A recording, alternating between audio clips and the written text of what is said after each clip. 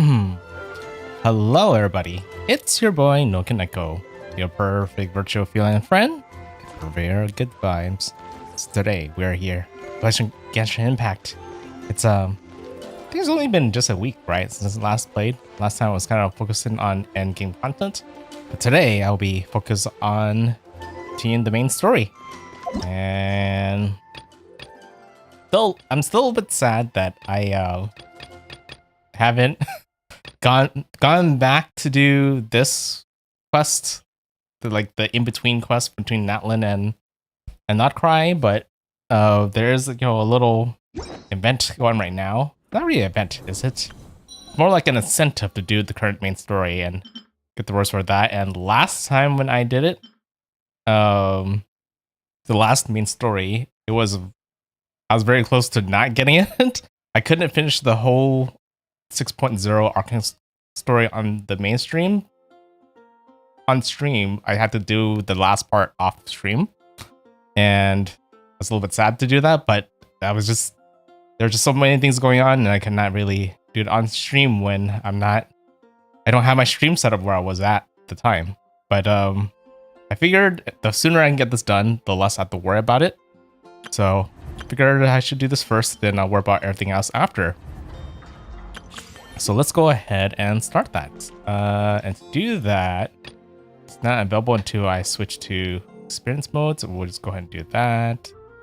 Enable.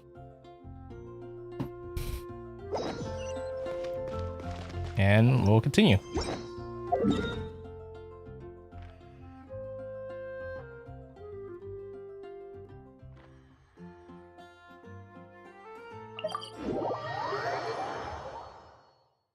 I'm very curious why Skirk is in this Nashin town right now, but again, sometimes you just gotta stay focused and not be distracted so much. Maybe I'll do it if I finish. I really doubt I'll finish the whole story today. I think this is gonna be a 2 to 3 parter. Since we said bye to the others in Nasha town. I guess just one thing I forgot to do was summarize what happened off stream. I think I mentioned it a little bit. I did mention a little bit on the endgame content stream when I was doing Spiral Abyss, Legion Onslaught, and Imaginary Theater, but just a little refresher. We finally met a sinner. Forgot what his name was, but a certain sinner that's here at Notcry. And we kind of partially foil his plot. He kind of did also succeed somewhat as well, and I think the whole Notcry gang are in the middle of trying to figure out how to deal with him. And that should be where we're at right now.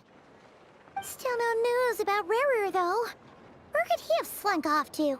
And Reaver is that sinner that I was talking about. And sinners are a pretty big deal. They're very powerful. They're almost, if not, I'm pretty sure they're pretty much as strong as Archons. If only he was gone. Maybe stronger.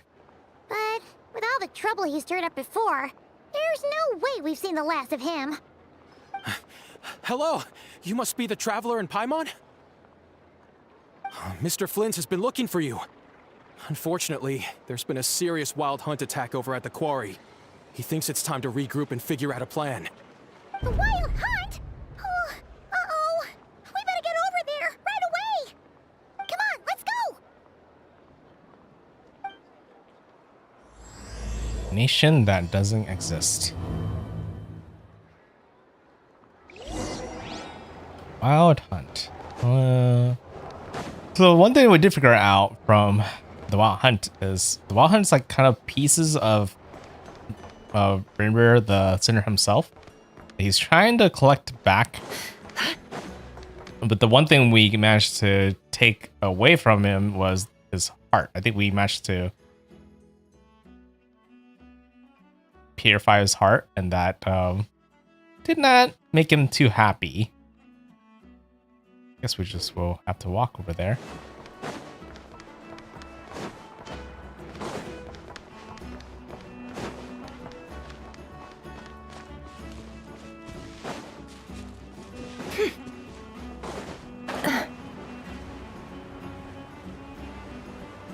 Is it the quarry? So.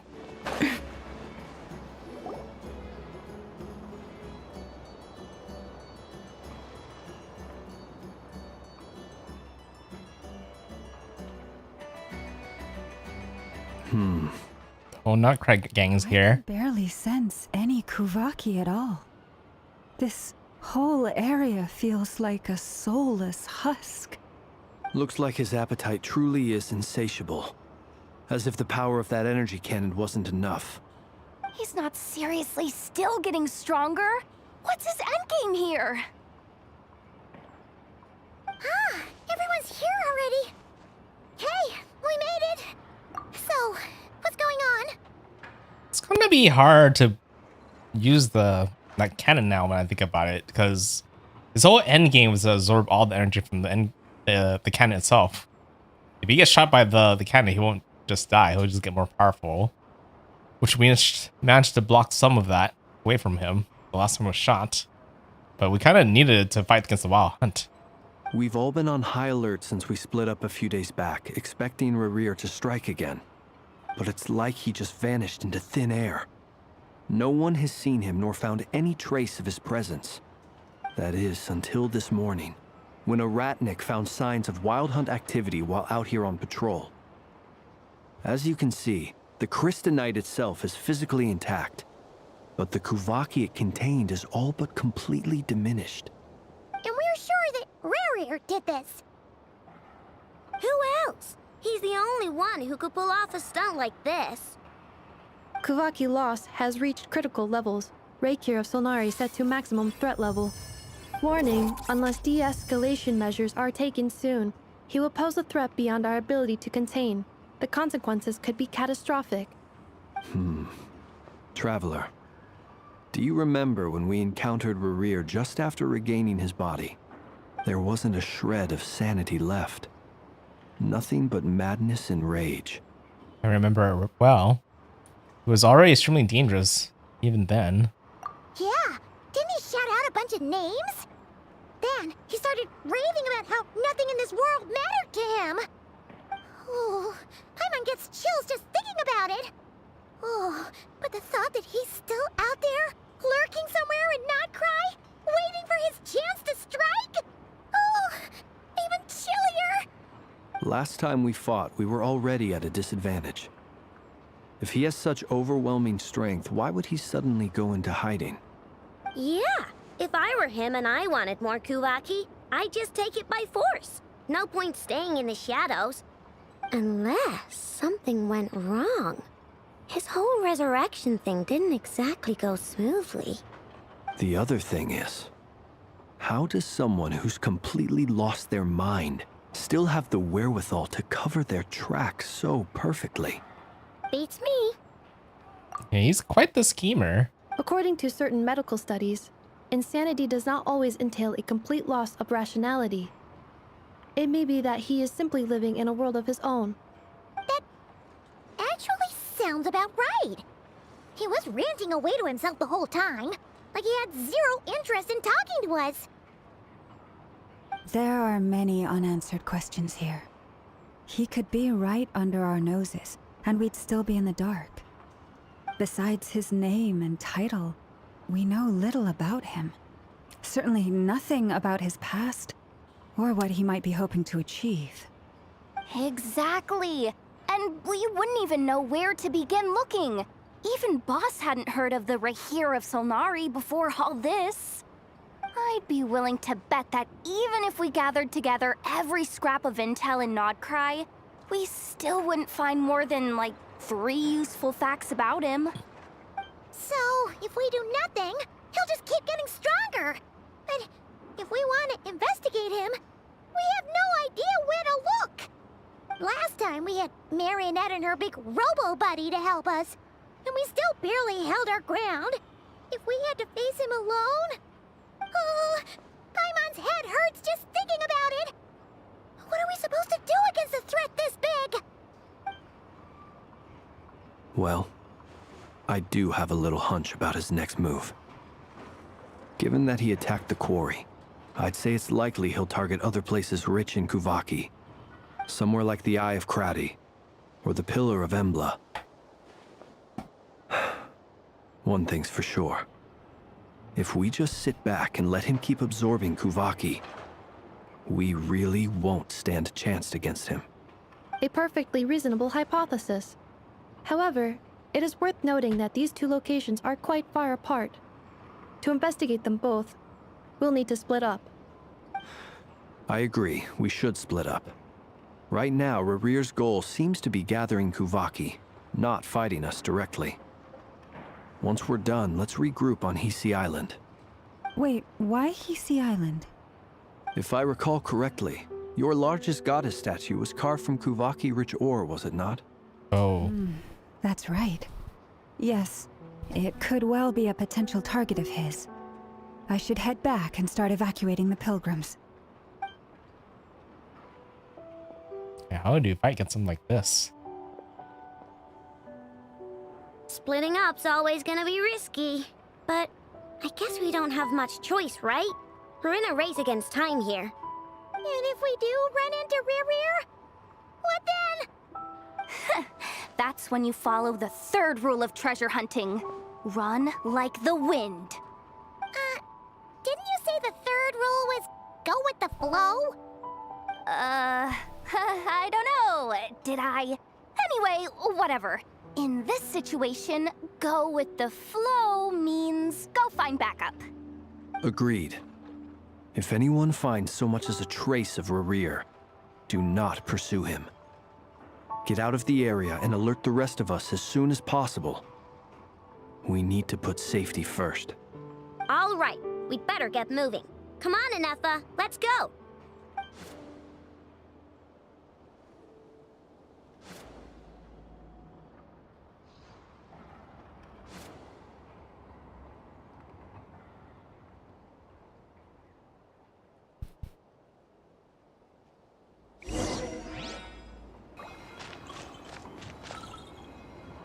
Oh, with spring. Surprise some side quest. Go for now.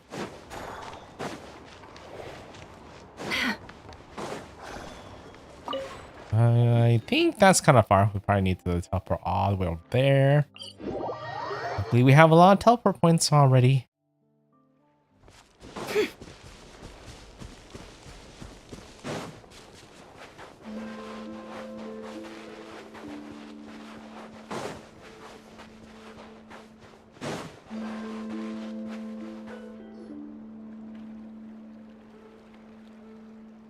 Any leads? Nope. Diddly squat. No clues to where he might be hiding. It's like he's a ghost. Pretty much is like a Feels ghost. We're sitting on a powder keg that could go off at any second. Oh, I hate this feeling. I'd rather face him head on than be left hanging like this. So, you guys didn't find anything either? Not loving the word either. How about you, Flints? I questioned a few Ratniki and eventually narrowed my investigation down to one suspicious individual.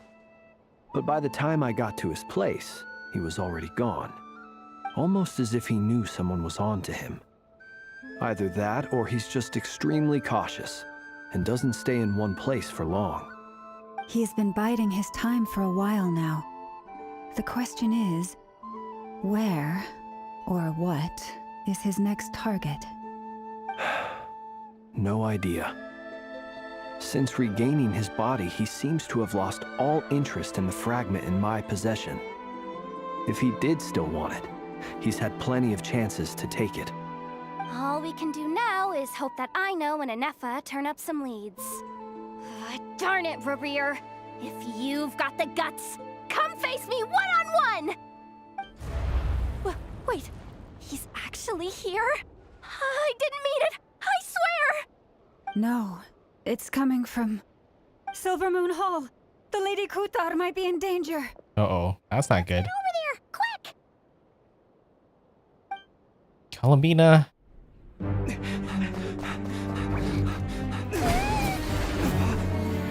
Oh, he is attacking her.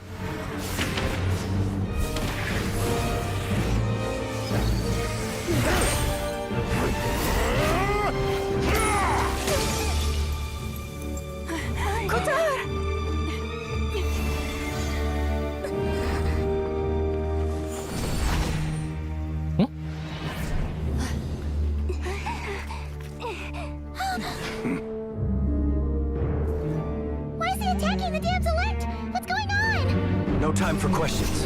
He wants her power.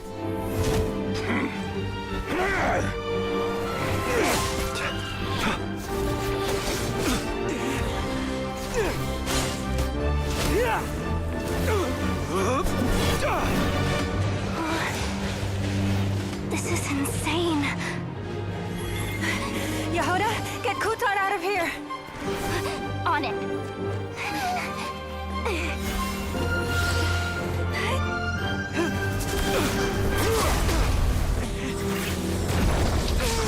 Oh, no, that's not good. That's not good too. Oh. Where your feeble light has gotten you. Now you shall plunge into darkness. Thalindus, soon I will find a way. Watch out!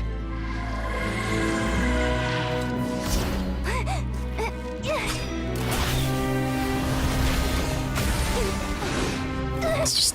Oh no.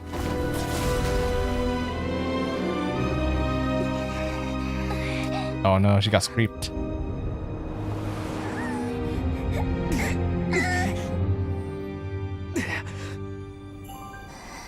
Hmm?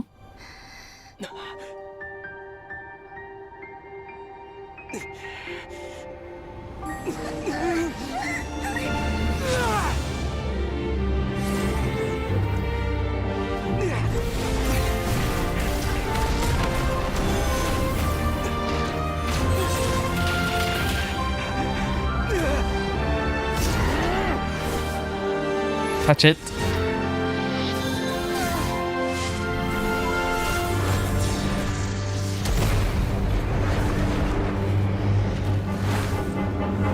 That was close. That can't be good. Find them. Even if it means turning this place to ashes. Okay, we barely got out alive. Where did we end up going, though? That was too close. Oh, we barely made it out of there alive. What's that guy's deal? How'd he get so crazy strong? He's one of the 5 sinners. That's probably wasn't his full strength, so we did prevent him from getting his full strength. Can't imagine how strong he is when he's actually at full strength. He's a threat to this entire nation. I doubt his strength could even be measured by conventional standards. I have a question. When me and Anefa showed up, we saw him chasing after this lady like he wanted her dead. What was that all about? We weren't there for the whole thing either. They were already duking it out by the time we arrived. Yeah, and yeah, I guess most of them actually don't know who Columbina is either. Yeah, we didn't see how it all started. It all escalated so quickly, we had no choice but to step in. Kutar, can you shed any light on the situation? Kutar. Cross-checking database. I see. So you're the one that the Frost Moon Scions refer to as the Moon Goddess? Wait, she's the moon goddess? Oh, no wonder she looks just like all those statues. There are many reasons why people might worship the moon, and just as many why they might despise it. I've never met that person before, but there was no mistaking his deep-seated hostility towards me.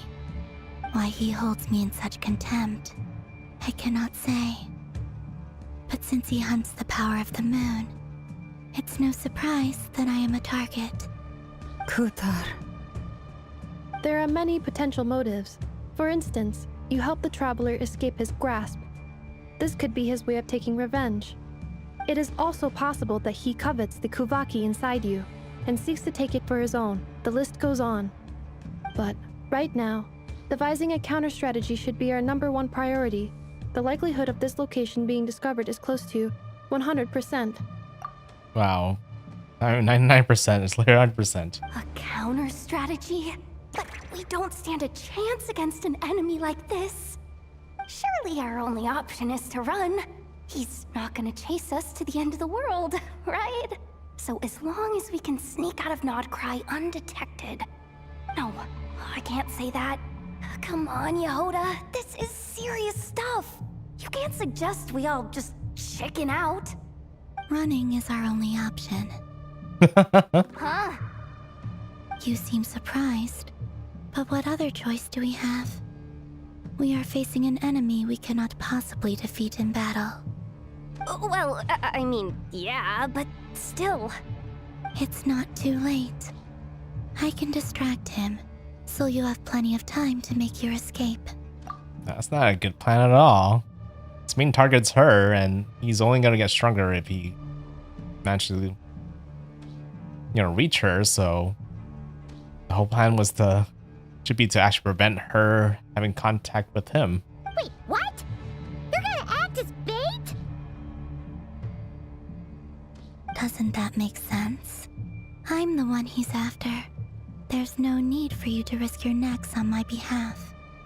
A coyote doesn't stop for bypassers while it's howling at the moon. What is it, Loma? The Frost Moon Scions have already grown accustomed to life without their goddess.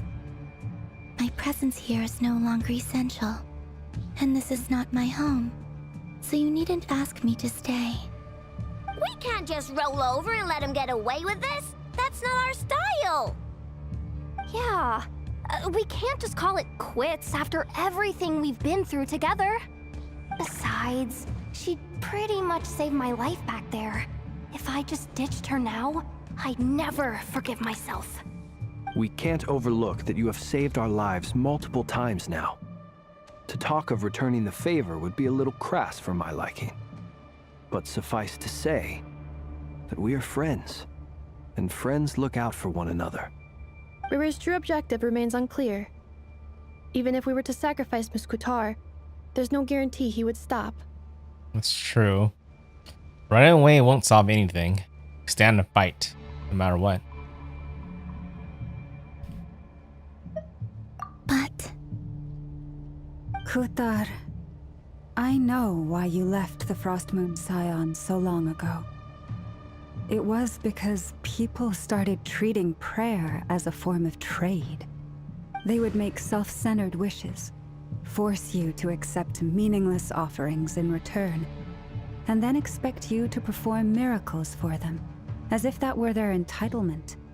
If it were me, I might have walked away too. But I believe that time can change everything, and that sometimes it takes losing something precious to appreciate its true worth. After much reflection, I've realized that this was never about whether the Frost Moon Scions need you. Any relationship based on need is purely transactional. What I truly hope is that you'll choose to stay, not out of obligation, but as part of our family. You were born here, and now you've returned. Who knows? Perhaps it was the moonlight that guided you home. thank you, Lauma. But my power is on the wane. I'm afraid I will be of little use to you now. We'll find a way. It's our turn to help you now. Very well then. I'll do as you say. Both times you saved us, we were transported across great distances in an instant. Is that one of your powers as the moon goddess? It is, but I find it very draining. I barely managed to pull it off just now, and it will be some time before I'm strong enough to do so again. Rejected by the world, my power is dwindling. Like a lake cut off from its source, slowly shrinking away. Now, it has almost run dry. What do you mean, rejected by the world? The 3 moons belonged to the ancient bygone era in which they came into being. From the moment I was born, the world itself has been steadily sapping away at my strength. That's why we need the moon marrow to borrow the internal moon's power. The 3 moons are not one and the same. As the goddess of the Frost Moon, I cannot wield the powers of the other 2. Yet moonlight has a way of blending together. Each can reflect the other's glow. So when our fingers touched, I was able to restore my strength by drawing Kuvaki from the eternal moon's marrow. But this method of recovery is painfully slow. If only we could find the... Oh, we need something. Okay. It's the Wild Hunt! Even faster than we expected. We'll have to finish this conversation later. See how those Wild Hunt creatures are running away from us. They're likely just a scouting party, which means Rerir won't be far behind. Then what are we waiting for? Let's get the heck out of here!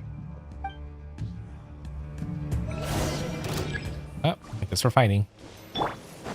What? Will this appear soon? Beware the creatures of the night. They just keep coming! This is driving me nuts! Rerir's closing in on us. We need to pick up the pace. There's too many of them! And this time, we can't fall back on Kutar's house to escape! This goes on much longer.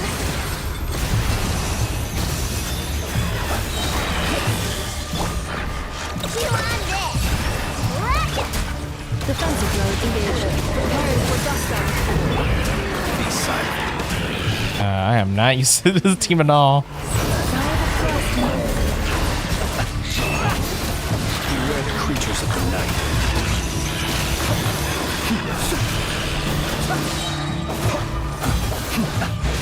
Close your eyes. Observe. Close your eyes. Fear the dark. Cleanup sequence initiated. Ultimatum protocol. You poor lost love for the everlasting. Be silent. Close your eyes. Fear the dark. I mean, they just keep coming.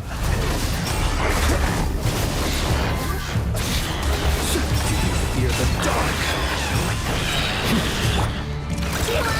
Hi, I am new to Genshin. I just finished Inazuma story and my main team is Lynette and Kiaya and Xiangling and Bennett. I made to AR-50. Want to know if this team is decent enough to fight boss and enemy. Hold on. Cutscene. I'll read the comment after. Oh. What's up? On a sense leader? Barca?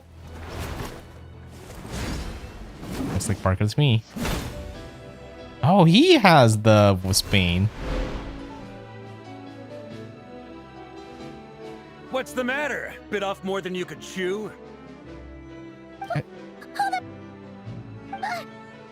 you? Barca! You're back from Amsvartnir? Whoa! You're Barca? Grand Master of the Knights of Favonius? I was wondering where he was We this can whole save the time. intros for later. Right now, let's get you all out of this hellhole. Follow me. I know somewhere you'll be safe. Oh, is that where I think it is? That's the one. Come on, move! There's no time to waste.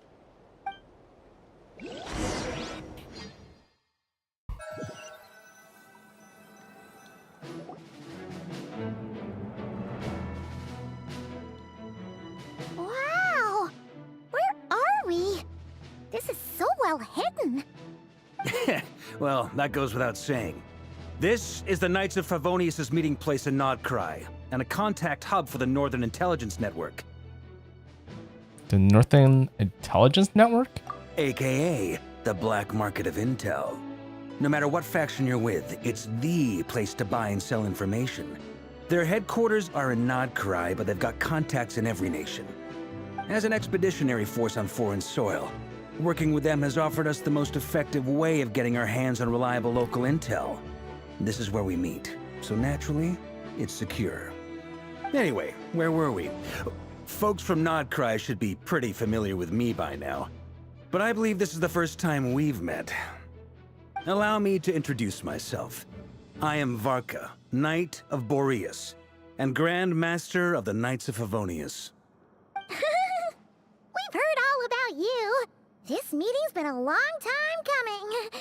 Yeah, since the very beginning of the game. Younger than Paimon expected. But you definitely have that Grandmaster vibe. Well, I'm no spring chicken. Just not showing my age yet. Definitely feeling some of that back pain today, though.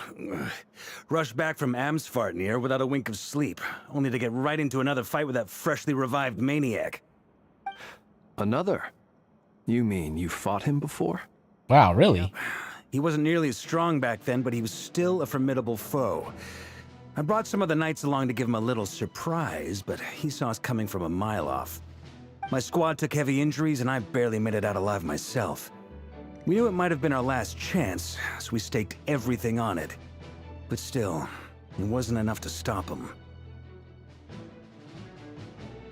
I tried tracking him down afterwards, but he didn't leave a trace. Even in his unhinged mental state, he's as cautious as any trained operative. So, I decided to come find you.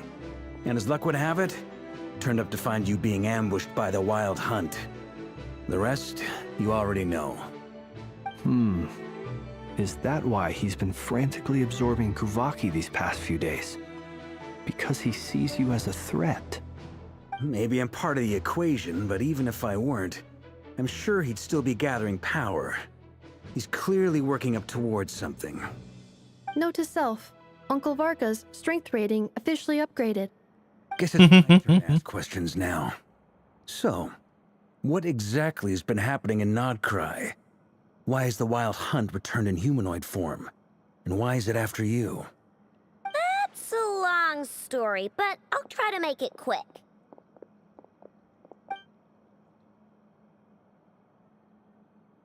Wow, I had no idea so much had happened. Sounds like you guys have really been through it. So, the Kutar is actually a Fatui Harbinger. And all this Wild Hunt activity in Nodcry is the work of the Raker of Solnari, one of the 5 sinners. Oh, that's a lot to take in. Need some time to wrap my head around it all. I'm truly sorry, Mr. Varka. You stood with us against the Wild Hunt, and did everything you could to stop it from escalating into a full-blown catastrophe. And then, the one time you're away, it all comes to a head and all your hard work gets undone. You've got nothing to apologize for, Miss Moonchanter. You can plan 100 steps ahead and still slip up. That's just life. No one knows what tomorrow holds. You can't predict which way the wind will blow next. And, to be perfectly honest, I can't say I'm surprised. For all the times we've defeated the Wild Hunt in the past, we've never been able to completely wipe it out. Turns out, we were just delaying the inevitable. But now that a new variable has come into play, fate may well take a different course. A new variable? You mean us? Who else? And in a strange way, I think his resurgence might not be an entirely bad thing. The Wild Hunt is like an unrelenting force of nature, but Rerir is an individual with an agenda. He's gotta have a weak spot somewhere. That said, while I know I was explaining everything just now, some of the points that Mr. Flint's added caught my attention. You mean about our mystery ally? That's right. From what you've said, not only did they lead you straight to some key files, they also shielded Hisi Island from a lethal Kuvaki blast. Oh, that's true. Who is... I don't know who or what could pull something like that off. Heck, even Miss Columbina doesn't have a clue. You're like Ghost. Heard the story about those files. Would you mind repeating their titles for me? Wild Hunt Phenomena Log, a Nodcryan Ratnik's Field Journal, and Kuvaki Survey Log. Would she know their titles? No. Still doesn't ring a bell. Probably not. Another dead end. Guess all we can do now is hope that our mystery ally keeps showing up when we most need them. Still, it's safest to assume they won't be intervening again. From here on out, we'll have to resolve this crisis by ourselves. Your intel also explains something else I've been wondering about. The reason I led my team to Amsfartnir was because we'd had reports about a possible source of the Wild Hunt showing up there. But once we looked into it, it turned out to be a red herring.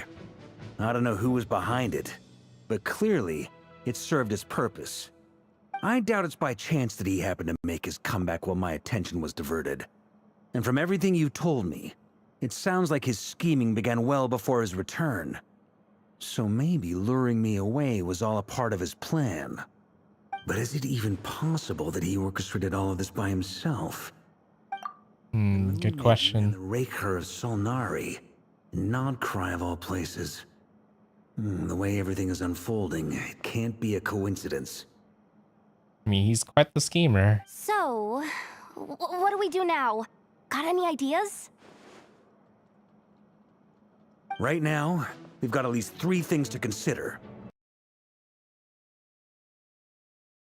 Let's go through them one by one. First, we need to figure out how to take down Rerir. If we can't beat him in a straight-up fight, the rest won't even matter. To my knowledge, the bulk of Nodcry's fighting force is already gathered here. But even with everyone united, we're still no match for Rerir in his current state, let alone with his power still growing. What if there was a way to tap into a new power of our own? How so? Is that possible? Have you thought of something, Columbina? 3 moons once watched over this world. The Eternal Moon was the largest. The Frost Moon was the brightest. And the Iridescent Moon was the most mysterious. They say that back then, the 3 moon goddesses wielded immense power. Enough to shape the workings of the world itself. I now bear the Frost Moon's power, and the Eternal Moon's marrow resides within the Traveler. Oh, so we just need the 3rd moon. Hold on. Are you suggesting? The iridescent moon. The last piece in the puzzle. Where would we get that, though? That's right. If we can find the Iridescent Moon's marrow, I will be able to regain my strength much more quickly. The 3 moons are said to stir the tides and illuminate all things. Perhaps they hold further secrets beyond our understanding. According to my analysis, the solution is feasible. However, it is subject to one major condition. How do we locate the Iridescent Moon's marrow? I know a way, but we will need to visit the Ftui's Experimental Design Bureau. The Experimental Design Bureau? Are you saying we need to involve Marionette? Yes. I must speak with Sandrone. It's a long way from here to the Experimental Design Bureau. There's a high chance you'll be spotted. You shouldn't go alone.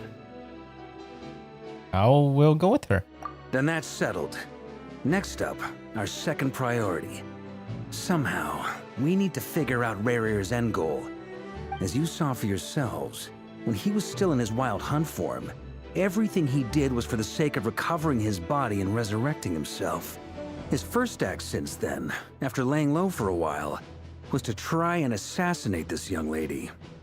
People's obsessions often reveal their greatest vulnerabilities.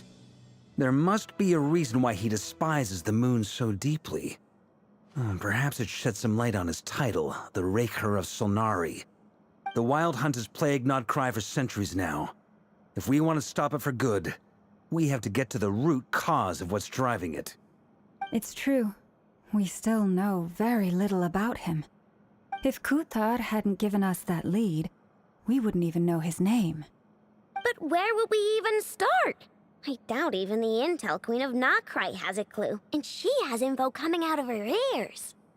Oh? That's a rather hasty conclusion for someone who's so painstakingly meticulous when it comes to dealing with machines. Ah, she heard me.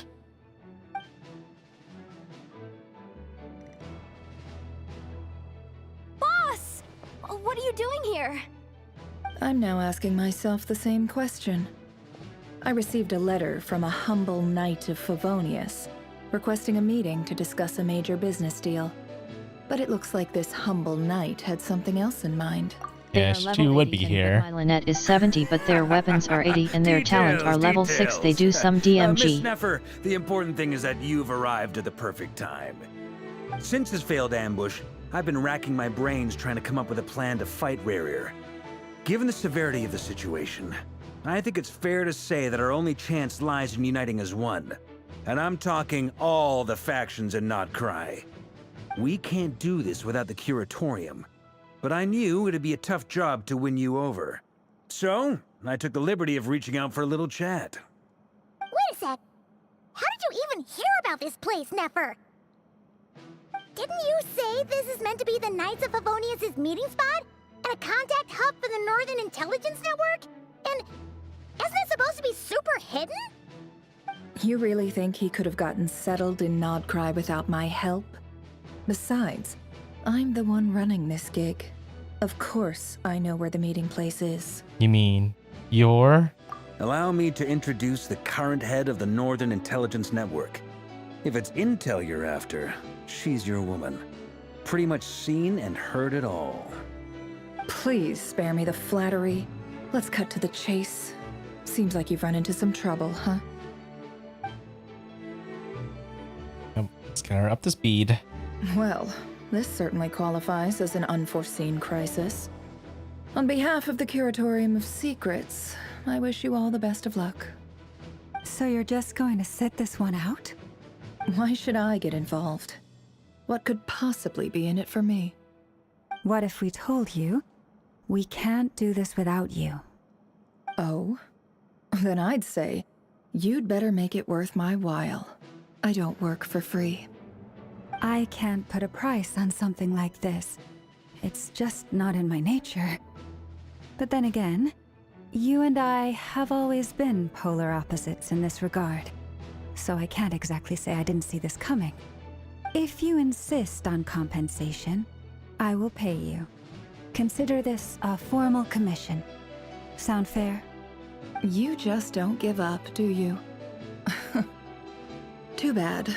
I know you well enough to know you can't afford my prices. The riskier the job, the more it'll cost. And a Moonchanter's stipend isn't exactly generous. Unless you're planning to start passing the donation box around among the faithful.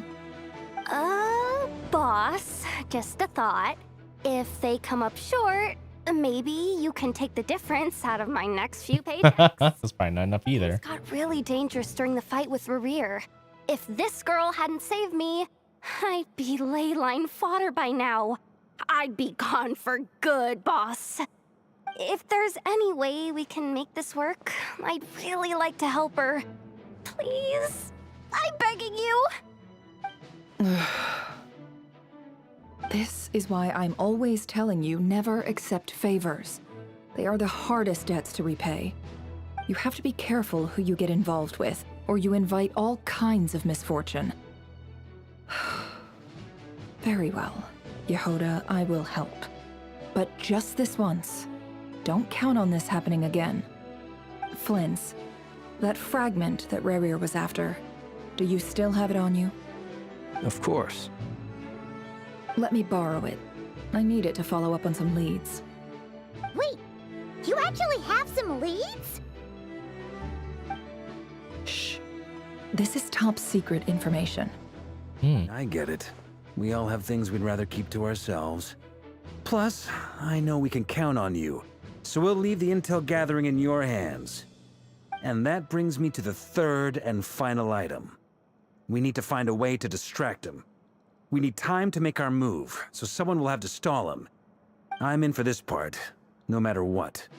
Anyone coming with? Count me in too. Come off it, you two. Quit playing heroes.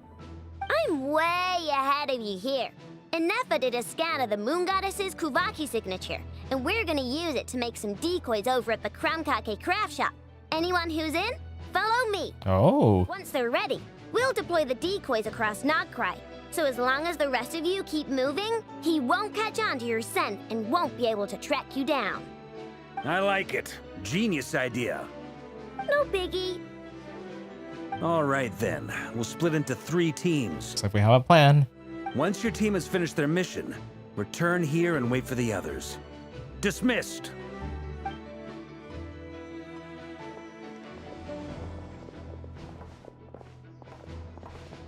So one team to get the other goddess power, the other team to find out. Oh. Reverse motive, and the other team is distract Rerir. Looks like we're gonna be switching in, you know, between the three teams. Lady Damselette. Wait, and you two? What are you doing at the Kuvaki Experimental Design Bureau? We've been doing our best to mind our own business lately. But if you're just gonna waltz up here like this, you're seriously pressing your luck. Don't blame us for doing what we have to. Huh. You really think that's gonna scare us off? We're not looking for any trouble. I just want to see Zandrone. Do I need to remind you that you're still a wanted fugitive for deserting us? Out of consideration for our former ties and the crisis we're all up against, we'll let you leave in one piece. But don't even think about trying to get inside. Let them in. But... Their boss. Are you going to make me repeat that? No, my lady. Zandrone seems to be in a good mood. Must be maintenance day. She really enjoys maintenance day?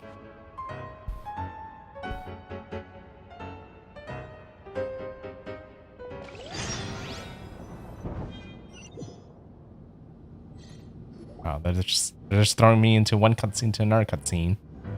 I've been waiting until we're out of cutscene, but To what do I owe the honor this time? just gotta continue the ride, I guess. Answer that. Just so we're clear, we're not colleagues anymore, Columbina. I don't owe you anything. I promise it's nothing big. It seems like you've gotten the wrong idea here. The only reason I let you in was because I was bored. It seemed like a way to kill some time and satisfy my own curiosity. Whatever miscalculations I may or may not have made in the past, I haven't lost the plot enough to even consider sticking my neck out for your sakes. I'd like to speak with Arlecchino. What? What? Huh? You mean the knave? I'd like to speak with Arlecchino. Is she in Nodcry? No, she's not. Once the work on this facility was completed, she went back with the Rooster and Regrator. The only ones in Nodcry are me and... What is it you need to speak to her about anyway? Rerir is hunting me. If I'm going to face him, I must first retrieve the lost moon.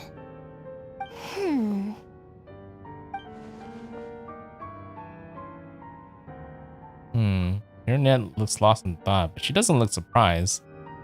Must know more than she's letting on.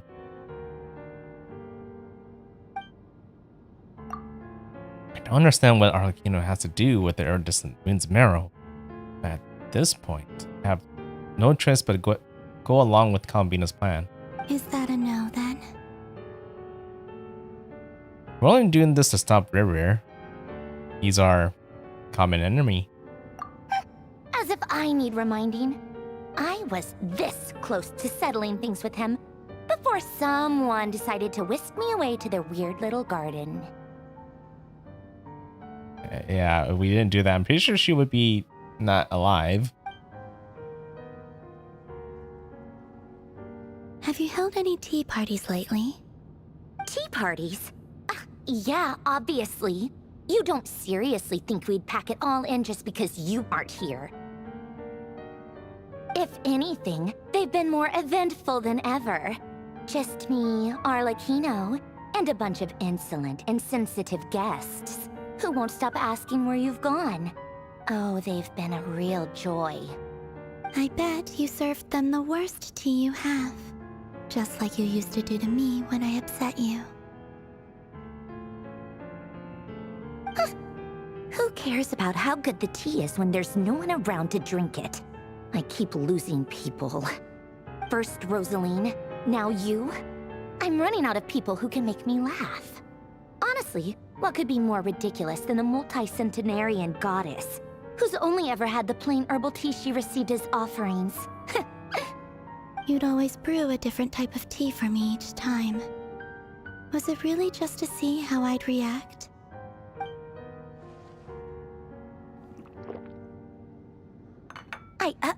Well, duh. Why else? Watching you squirm was practically my only form of entertainment. Or was she generally trying to introduce Columbia to new flavors? Maybe all that coldness is just an act. They actually get along? Oh, yeah. And Capitano sometimes used to bring Tartaglia around too. But I guess we won't be seeing him again. Capitano. Yeah, rip Capitano. Well, I guess we are overdue for a get-together. Polonia! Have Febronia pass a message to Arlecchino for me. It's time for tea. Will suffice. Pass along a message for me, too, if you would. My body cannot contain the marrow of 2 moons, so I'll be leaving one of them in her care. By the way, sorry to waste your time, just want to ask about my team had a Who good said day, you so were on the guest THX. list? If my team meant that much to you, maybe quitting the Fatui wasn't your brightest move. Back when you were under the Tsaritsa's protection, no one would have dared come at you so openly. But that protection didn't come for free. In fact, I paid dearly for it. At the end of the day, it was just another transaction. I just got tired, that's all. I never wanted any part in their grand ambitions, and I've had enough of being treated like a bottomless supply of power. It brings back memories from the old days, when I was still worshipped as the moon goddess. Centuries on, it may be a different group of people, but I see the same greed in their eyes. I figured you'd leave eventually. You didn't have as much of a reason to stay as I do. The Tsaritsa gave you shelter and protection, but that was it. Nothing more, nothing less. Meanwhile, the Fatui demanded everything from you in return, until it was more than you could bear. I get why you left. And frankly, I have no interest in dragging you back just because the higher-ups told me to. But if you keep hanging around with this riffraff, the next time we cross paths, we might be enemies for real. She says that, but she's the one who caved in, like, agreed to help Calabina. Guess that's our cue to leave. Let's go. Better not keep Varka and the others waiting. That might be your plan. But it sounds like someone else wants you to stay a little longer. Huh? What do you mean? Ooh. Listen. Huh? Oh, they're here? My lady, it's the Wild Hunt. A horde of monsters is headed straight for the facility. Ugh, another uninvited guest trying to crash my tea party. Clear the area. I'll handle this. Wait, what? You want us to leave you here by yourself? Huh, you'll be lucky to make it out of this alive. You really think you can afford to worry about me? Go on, get out of here. You may have stopped Polonia from crushing him last time, but I've made sure that won't happen again. The entire Experimental Design Bureau is rigged for war.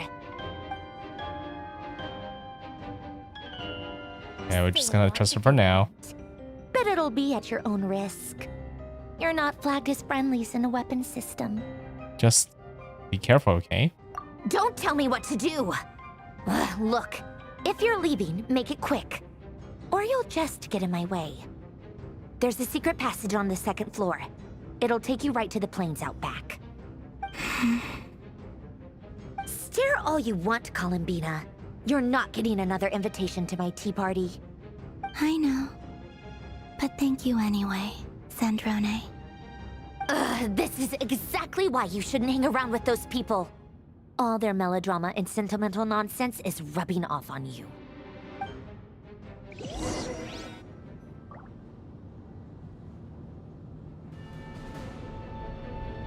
Come on then, Mr. Ray here. Let's pick up where we left off.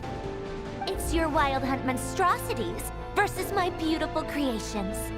Let's see who comes out on top. It's quite the war zone.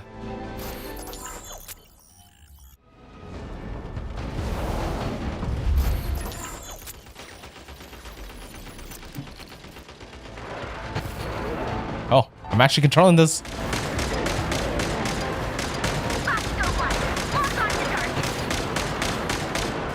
Oh, these guys are much closer.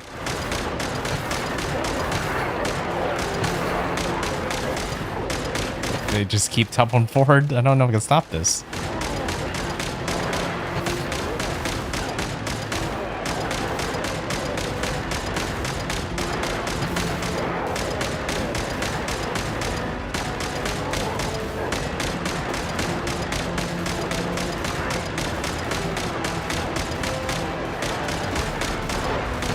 Can I do anything else? Not really.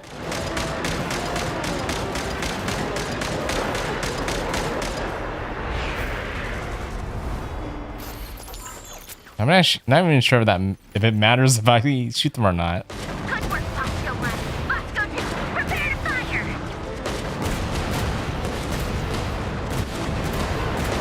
This is definitely much stronger though.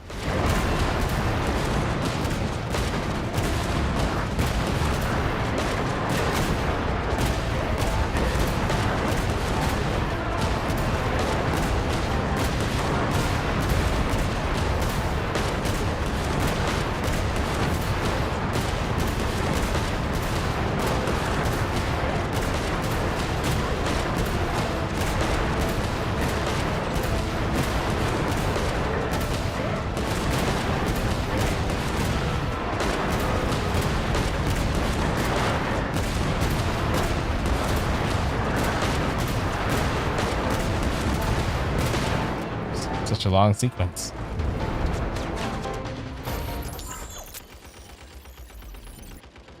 Sniper? That's it. Keep them pinned down. Don't let them get near. Did I even shoot their heads? Do they have heads?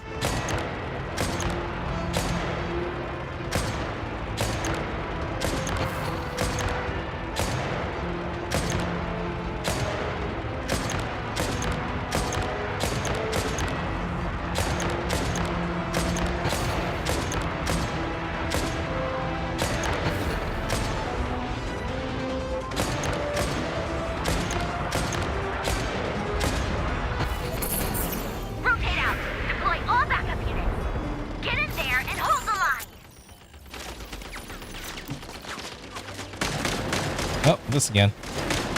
These guys are bigger.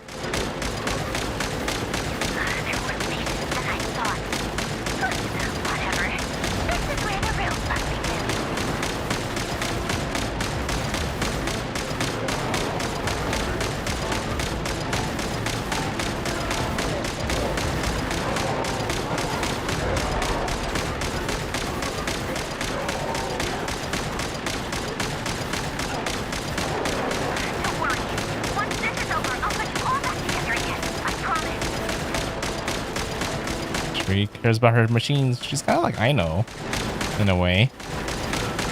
Just a bit more colder.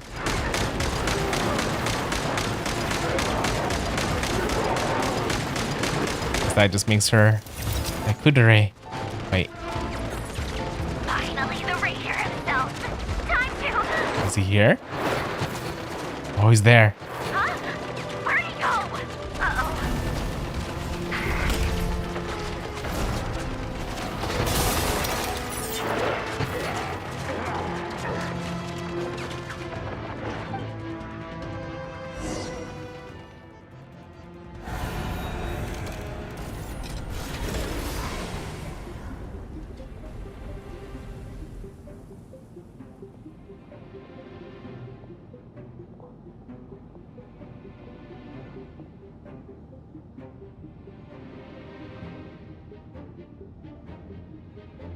Polonia, get him!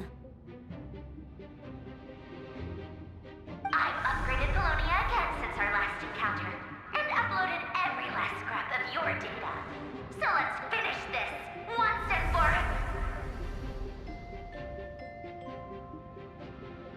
It's a lot of them still. She's not here. Where did she go? Hey! Over here, you big... Cursed moon. Go. Keep keep searching. She cannot have gotten far.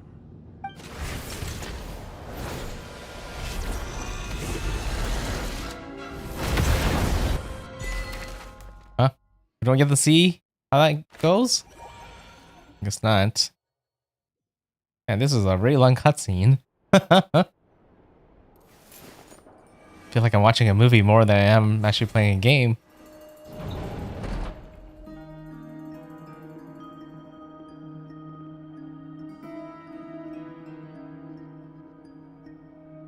So this is your method for investigating Rarir's past?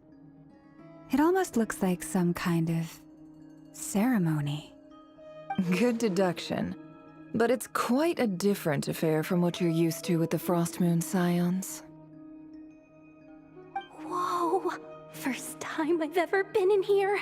Boss always said it was off limits, so I pictured some kind of creepy dungeon. But it's actually kinda nice. Oh, I guess this must be Sumero decor? That's where Boss is from. And that nice shopkeeper who sold me my treasure compass.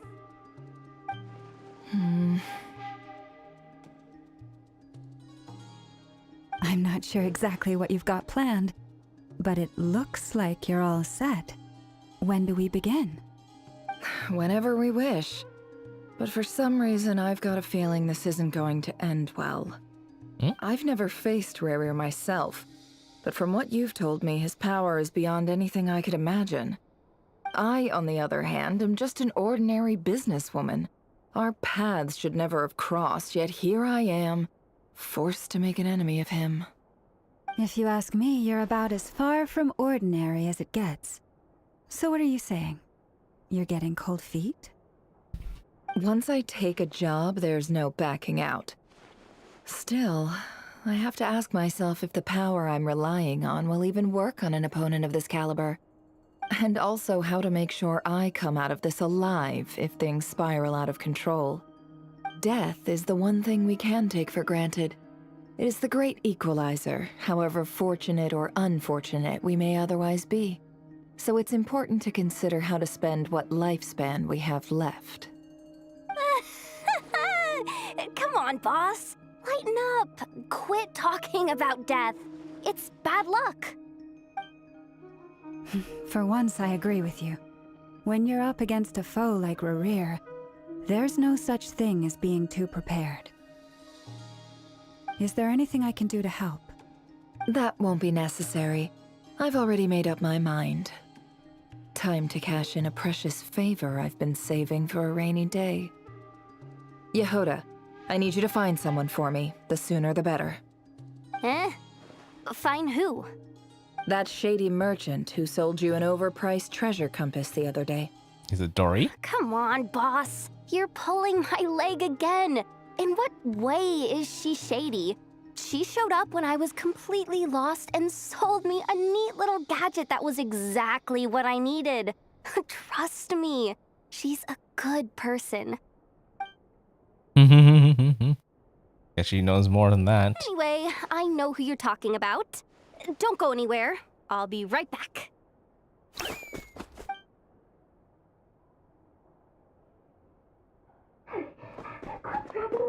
genuinely can't run any further. It's definitely Dory.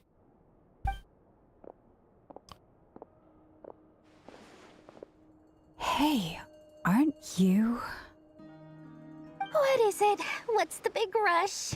You dragged me out of a dream where I was literally swimming in Mora. I'm charging double my usual attendance fee. See, look how easygoing she is. After that rude awakening, she could have completely snapped at us. But instead, she kept it together and just asked for an extra fee. Dory Sangama Bay? I never would have pictured you two doing business together. If you want to make it big in Nodcry, it's all about connections. Lady Nefer just so happens to have a lot of intel that interests me. And she also did me a big favor in the past. It was back when I first arrived in Nodcry. My trusty assistant, the genie in my lamp, had an adverse reaction to the Kuvaki and fainted. And wouldn't you know it, that's when I suddenly find myself in a life-or-death situation. Good thing my compatriot was there to swoop in and save the day. I've been giving her a 30% discount off all of my goods ever since. Now, so that no one here feels left out, I'm willing to extend a 20% discount to fellow friends of Boss Nefer. Plus, any other friends you send my way will enjoy 10% off. What can I say? The great Lord Sangamabe is nothing if not generous. So, let me guess. You've run into some trouble? I've got everything you could possibly need, and the more you buy, the more you'll save. You guessed correctly. What have you got in the way of survival gear? The one type of gear I've never been short on. What are you looking for? A jetpack fresh from the Academia's labs? An ancient suit of armor dredged up from the bottom of the sea? At the very least, I need to know what kind of opponent you're dealing with here. If even you're worried about staying alive, it must be pretty serious. What if I told you it's someone with the power to bring a nation to its knees? Is that so? Then we really are talking top-shelf treasures.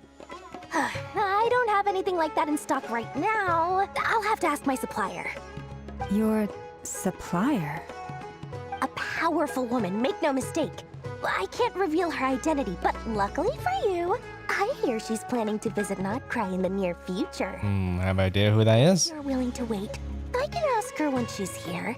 Can't say exactly how long that'll be, though. It's probably Elon. Then let me put it another way. What would you do if you encountered an enemy like that? Roll over and serve yourself up on a silver platter? Of course not. I have a handy little trinket from one of my generous suppliers, which... Hold on. What exactly are you getting at? No, this is for my personal use only! Let's just say I'm borrowing it, all right? Just for insurance purposes. You'll get it back later. Favors are the worst kind of debt to owe, and now you've got a chance to repay one. A win-win situation, don't you think? Fine. You can borrow it for 5 days. No, make that 3. And for every extra hour after that, I'm charging you 1,000,000 mora. Deal? Deal. What does that do, I wonder? I was gonna guess it probably teleports you? What a way to start the day. Now, was there anything else you wanted? Or can I go back to bed now? Or a communicator? I feel like it's either one of those two things. That will be all. Take care now. Don't trip up on your way back, friend. See you later! You're my favorite shopkeeper.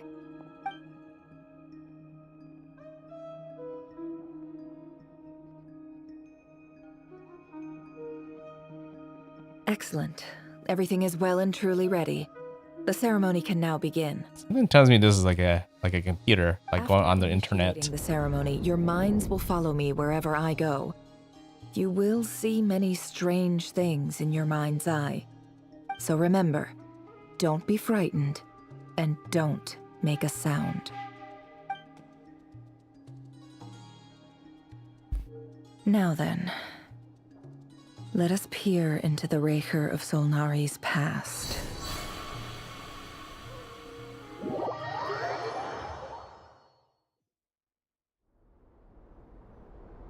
I made it. I don't recognize this style of architecture. Must be Conrian. Simple furnishings, table and chairs. It's a more ordinary house than I might have expected. Looks like the fearsome Raker of Solnari came from surprisingly humble beginnings. Unless this passed for luxury in Conria. Unlikely. It was said to be a very prosperous nation in its heyday. Anyway, I'll keep exploring. While you're outside cutscenes, but I can't do anything. Okay. Making sure. I was worried that I might be still joinable, which would break me out of a cutscene if someone joins me. But I think I'm in a safe area right now. So someone asked me earlier about whether their team is good. Let me answer that very quick. They were asking if their team of Lynette, Kaya, John Ling, and Bennett into AR-50, and the team's decent enough for fight bosses and enemies. It's good for like exploring the world for now, but definitely it could be improved. A lot of those characters tend to be more on the supporter role, and you kind of need like a driver, someone that's more in a DPS role in that kind of team. Considering that he's a free-to-play person, I'm kind of curious to know what like 5 stars he has. But even there are some 4 stars that are decent DPS characters, like Razor, for example. And I'm assuming they would have at least Razor in their lineup somewhere to work on. And there's a couple other characters too, but it really depends which ones they have. But I will say that I think switching Kaya for Sync Show is also a very good good thing to do, because that would pretty much a Bennett, Zhongling, and Bennett and Sync Show team. Those three characters and 1 DPS character pretty much makes one of the best teams in the game, called the National team. They're all like from Leeway, which has been like used in a lot of high difficulty content, like Spiral Abyss in the past, and has done pretty well. I think it might be having a little more harder time with some of the new stuff in Notcry, but it should still be decent for everything else for now. And that's my opinion of that. And Lynette 70, weapons 80, talent level 60. Yeah. That's just a couple of changes I would try. Yeah, just switch Kaya for Sync Show, and then probably find some kind of DPS character as a driver. But that's it. Okay, with that, let's go ahead and continue the story. Yeah, I didn't want to like break the flow of the story. And in case if someone joins and makes me start over, I didn't want that to happen for sure. I think that's what she said earlier. Note. Hammer to note. Hi, Revere. Since you're working extra hours tonight, I thought I'd keep myself busy by checking out that new kebab shop. I've heard good things about their menu. I'll test it out, and if it's as good as everyone's saying, let's go back together sometime. P.S. New stash from the Universitas Magistrorum. I brought some goodies home. A few teacups and a pin rack. Hope you like them. They didn't sign their name, but they must have been close. Sounds like they were living together. Possibly either sibling or a girlfriend. It's a diary here. It's crazy how this whole Akasha network works. I went over to Joseph's for drinks today. They have a fine collection, but I went alone. Felindis was tied up with something and couldn't make it. Joseph asked why I came alone, but I didn't really have an answer. He then went on to ask about other things. If you ask me, someone who asks that many personal questions is too nosy for their own good. But if he invites me again, chances are I'd still go. Felindis. That's the same name Rerir mentioned. Crane imports keep falling. If things don't pick up, we'll soon be back to meat and mushrooms only. Honestly, I'm not a huge fan of that new type of mushroom everyone's been into lately. Didn't it start out as a lab-grown variety? I heard it's even mildly corrosive. Seriously, why would you even eat something like that? I don't care if it's an impressive feat of alchemy. That just isn't the kind of thing I like to eat. grow some Grain has to be mushrooms. Imported, and they're eating a diet of mostly meat and mushrooms. Could it be because Conria is underground, so it doesn't get much sunlight? That makes That sense. would explain why they use so much stone in their buildings. They even use alchemically modified strains for food. Seems like the people of Conria don't have many options when it comes to dining. I've just about saved up enough now. Time to buy it and keep it somewhere safe. Making a big purchase. I wonder what it is. Most of what's written in the diary are mundane details of everyday life. It's clear that the author was an ordinary Korean. Or at least they were passing themselves as one. It sounds pretty normal back then. The author handwritings doesn't reveal anything. It's neither showy or stiff. In fact, it doesn't really leave any particular impression. He really is a professional. No wonder he's so good at covering his tracks. Despite what he's become, it seems like he's retained certain habits, at least in this regard. Near in the diary, you notice a page with a shallow indentation along the bottom. The previous page has been torn off. For now, contents remains a mystery. Did Rary rip it out himself? The pen marks like these leave a trace. Something like charcoal to add some color. You just need to find the right angle. After looks around, she sees a fine charcoal pencil on the desk. Before long, she restored the missing words. I didn't know you could do this if... I was like thinking she's kind of like... It's almost as if she's in the past, right? But I was thinking that she's not actually there. More like a simulation of the past, I would assume. Compared with the forgettable handwriting from before, these lines have been scrawled in a rougher, more haphazard way, as if the person who wrote them was in an emotional state. Before I met you, I was convinced that my heart was nothing more than a stagnant pool. The burial place of a fallen moon.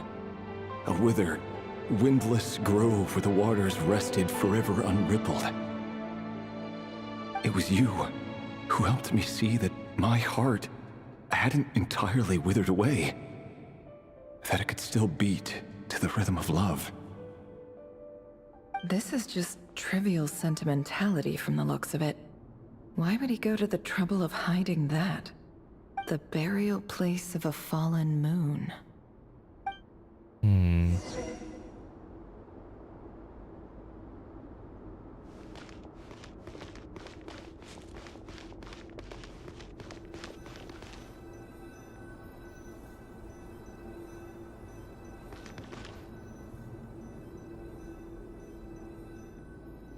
I kind of am wondering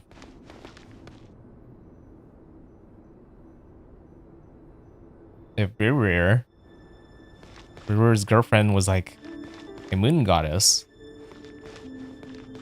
Something like it. And then maybe he's just trying to revive her or something like that. After some kind of incident. Quite the theory I have. That'd be my guess right now. Love does things to you like that. Here. Over here. Dane's live. Dane! Oh, and, Vedalfin here? What a surprise to see you here, sir. Hello there, Rerir. You need not address me so formally outside of court. He doesn't get that much free time, so I invited him over for a drink. Even the court prophet deserves a break every now and then, right? Well, I'm flattered. So, what are we discussing today? Hey, don't look at me. As far as I see it, we don't need an excuse to have a few drinks. Come on, don't give us that.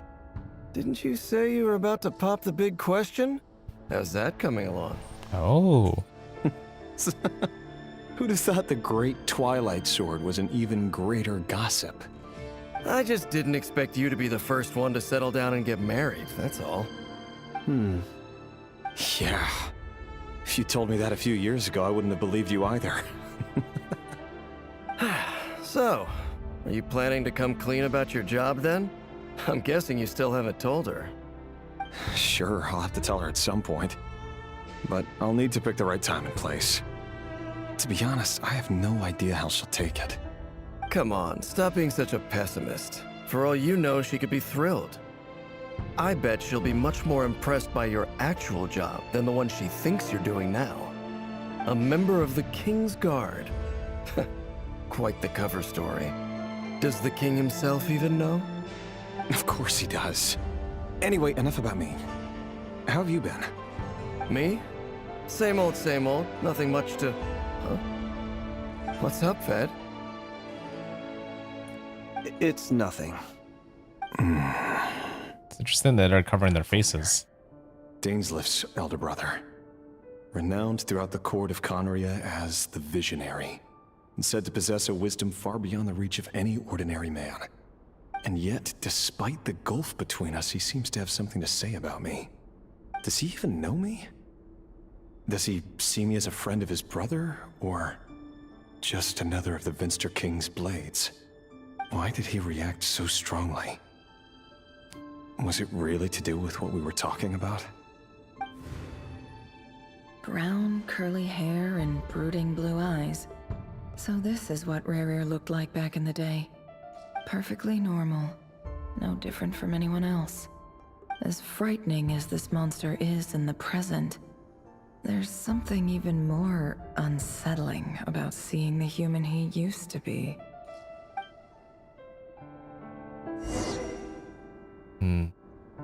Definitely ends in tragedy somehow.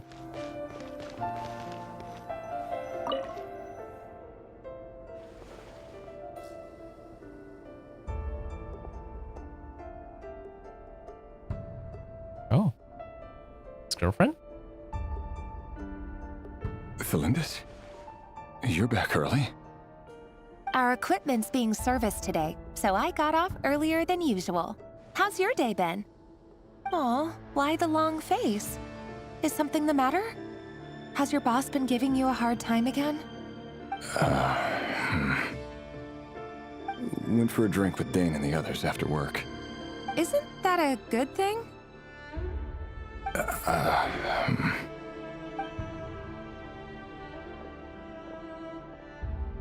Vtuber showed up today too. You know, Dainslif's older brother. Ah, Mr. Vtuber. Yes, I've heard of him. They say that everything he says ends up coming true. He overheard Dainslif mention that I'd recently proposed, and seemed to have an issue with it. But when I asked what it was, he kept it to himself. So, you're worried? You could be such a child sometimes, Rerir. We're nobodies. Why would the Visionary be concerned about us?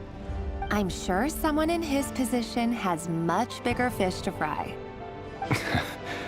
Maybe you're right. You worry too much, Rerir. We've been together for ages now, and everything's been going so well, has it not? You've even proposed to me. So, you do remember. Tell me then. What's your answer? Like I said, I need some time to decide. You can't just rush into things like this. We may be nobodies in the grand scheme of things, but if we want things to work out, we've still got to plan ahead. All right. Take your time. Just don't keep me waiting forever. Nobodies. Sounds about right. In the eyes of people like Vtuber and Dainslif, what do we matter?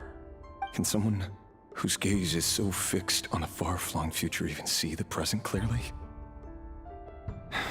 Besides, the dynasty's fate rests with the king and his inner circle. Whatever I do, it won't make much difference. Meanwhile, every idea they come up with and every decision they make, it affects everything. These days, the king is lost in his research, and the purge of the Crimson Moon bloodline grows ever more intense. The opposition tried to speak out, but nothing came of it. And I'm under no illusions as to why. Because we eliminated them and got rid of their bodies.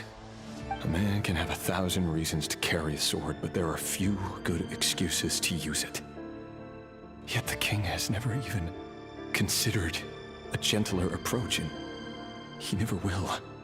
What becomes of someone who kills on another's behalf? Can he ever find true peace?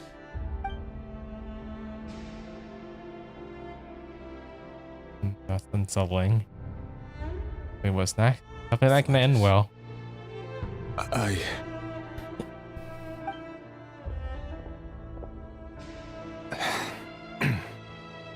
It's nothing. You were right. Fate has never smiled upon nobodies like us. But by the same token, it's unlikely to bear a grudge against us either. There's no reason we can't keep living happily together, cherishing the simple joys of each day as they come. See? You just need to stay positive, Revere. I can feel your warmth, your breath. You're right there, right by my side. Just seeing you makes me happy in a way I can't explain. And that's something that no one could ever take away from me. So smile, my love. Let go of that frown. You're right, Thelindis. I've just been overthinking things. That's better. Getting caught up about things like this will only ruin our evening. Speaking of which, all set for the ball tonight? I need to go get ready. You go ahead. I just have a few things to take care of, then I'll come join you. Even busier than the big shots, huh? Fine, I'll go get started. But don't be late. If you keep me waiting too long, I won't be a happy bunny. Relax. I'll be there. Seriously, though, you drive a hard bargain. You're really gonna leave my proposal hanging and still expect me to take you to the ball? Well, that goes without saying. I already told everyone I'd be coming with a dance partner. Besides, they're two completely different things. Let's take it one thing at a time, all right? All right. White outfit it is. It seems like Rerir was deliberately hiding his ties to the intelligence services by giving the impression that he was just an ordinary member of the Venster King's Guard. He clearly doesn't want his would-be fiancée to know about his other life. Then again, that's hardly surprising. People in the intelligence trade rarely do. Who'd have thought we were in the same line of work? Let's dig a little deeper.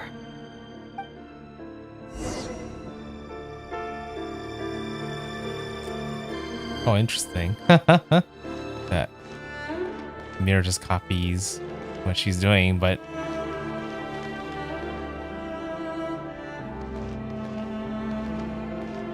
does that mean she's actually Revere through, like, you know, Revere's head right now? I wonder how this all works. Pretty sure it's related to the Akasha Network somehow. Our last operation was a resounding success, and all thanks to you, Rayhir of Solnari. In total, we apprehended 32 dregs of the Crimson Moon, and 67 accomplices. After all these years since the dynasty's fall, so many of them still linger on. Indeed, it cannot be denied. Yet it was destiny that the Crimson Moon should be overcome by the eclipse, and that His Majesty, the all-seeing Venster King, now guides our nation on the path to prosperity.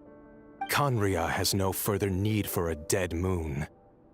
But alas, there will always be those who refuse to see the truth, choosing instead to romanticize the past.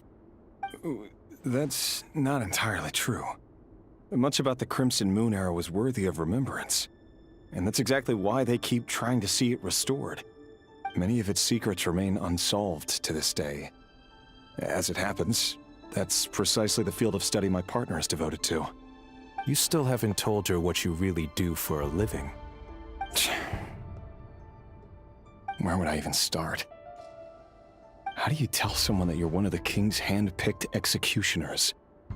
That your hands are steeped in blood? Ooh. You didn't choose this life, any more than I did. Orphans like us don't get a say. But I'll sure as heck be the one to pay for it. Speaking of which, We need to be more rigorous in the way we identify direct descendants of the Crimson Moon. Someone, it seems, has strong opinions about my future plans. Most likely my marriage in particular. I have a feeling that we may soon become targets of the Crimson Moon's retribution. Your concerns are not unfounded. They've taken out many of our colleagues these past few years, and for that very reason. These are no helpless lambs we're leading to the slaughter. They're wolves in sheep's clothing. Take care, Rahier of Solnari. I look forward to toasting you at your wedding. Thanks, Thorkel. You look after yourself, too.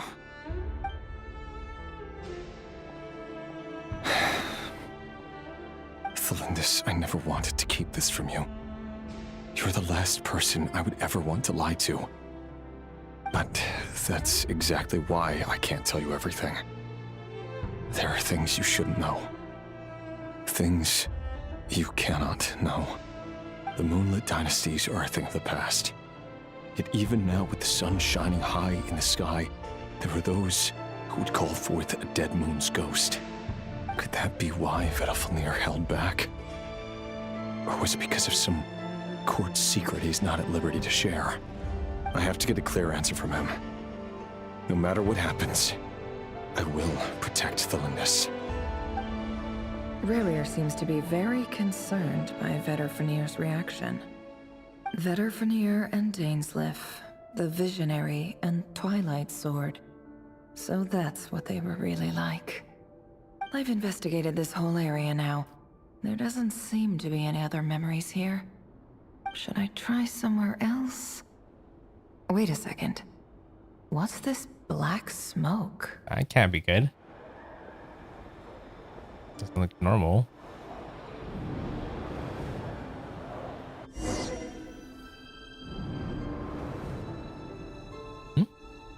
So he's late after all. Just you wait, Rarir. You're in for it. Big time. Are you waiting for someone, ma'am? Could I tempt you into buying some flowers? Oh, sure. Pick me out a pretty bunch if you would. Thank you. But I'm afraid none of them are as pretty as you. For someone so young, you sure have a way with words, don't you? I'm only telling the truth. Look me in the eyes. You'll see I'm not lying. Those eyes mean. May we have a word in private? Who are you? And what do you want? It doesn't matter who I am. Too many of our kind have fallen lately, so I decided to take the risk of reaching out. Is it the Crimson Moon Not people? long ago, the Rahier of Solnari led an assault on one of our strongholds. We suffered many casualties, and many who came to our aid lost their lives as well. Sorry, I don't know why you're telling me this. And I don't want to get involved. Wait, hear me out. This time we finally got a clear look at his face and learned his true identity. His name is Rarir, and he claims to be one of the King's guards. What did you say? A cruel irony, isn't it? The man you're set to marry leads a double life as a brutal executioner.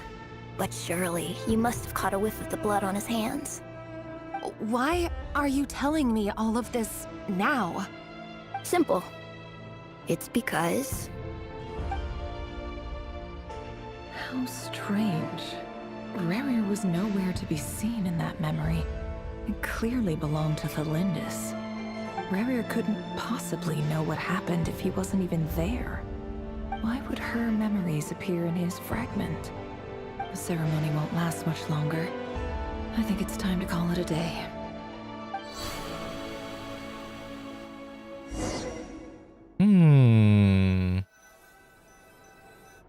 I feel like she's related to the Crimson Moon somehow.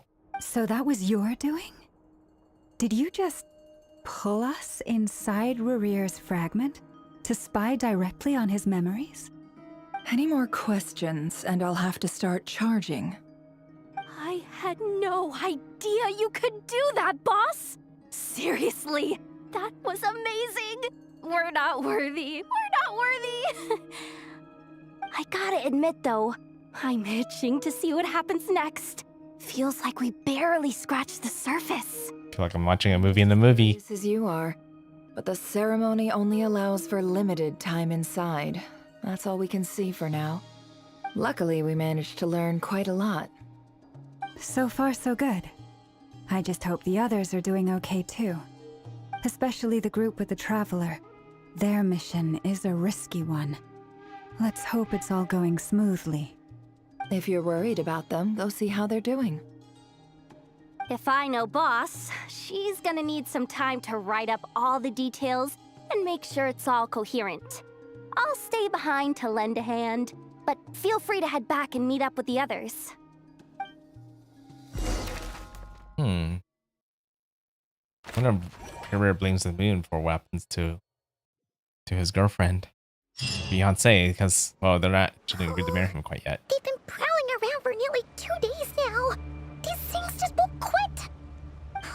They might not have seen us yet, but with them constantly sweeping the area, our way out is completely blocked. We'll just have to sneak past nice and quietly. Oh, that's never gonna work. One little slip up and it's game over.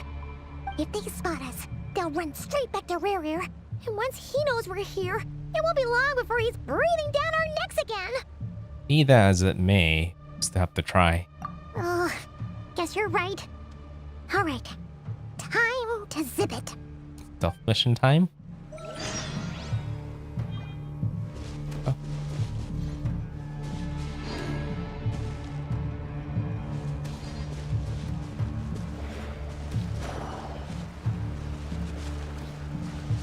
Quick, hide! We almost got spotted. Phew, that was a close call. Can I use that to turn to Kavaki? Guess not.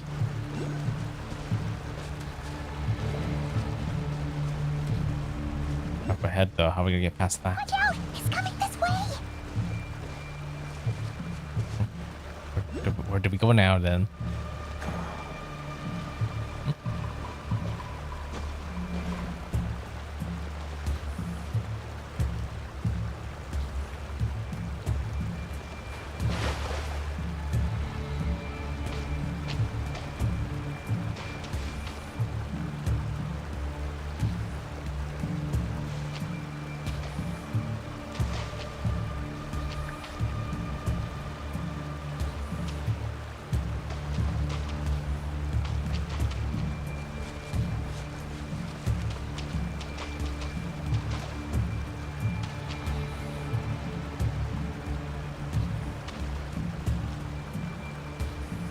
Gotta wait until they pass. We'll come back.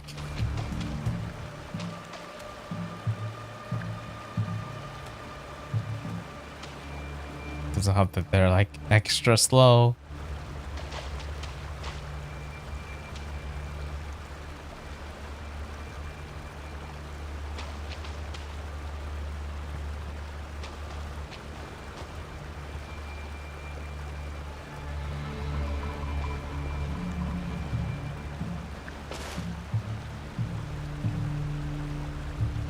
I'm not quite sure how far the range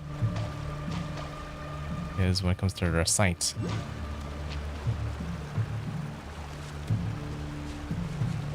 And how they can even see. They do have flames at their heads.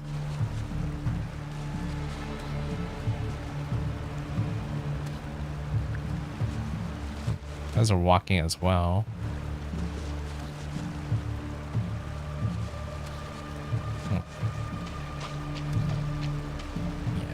I'm just gonna have to wait for a while.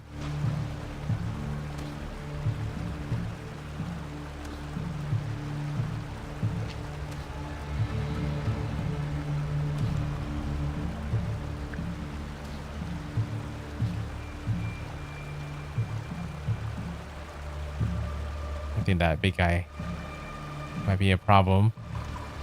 He's just gonna stand there.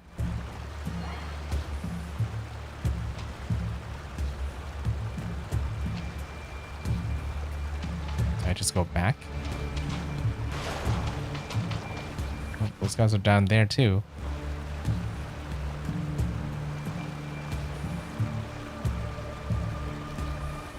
I think they kind of stopped walking though. Maybe they can't climb.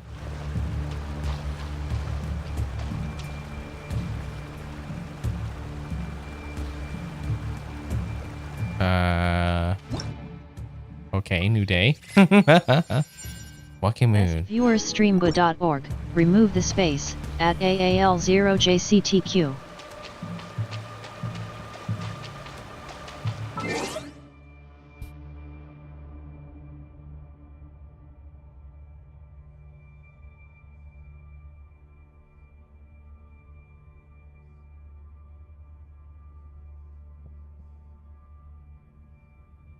Sorry, guys, check on something very quick.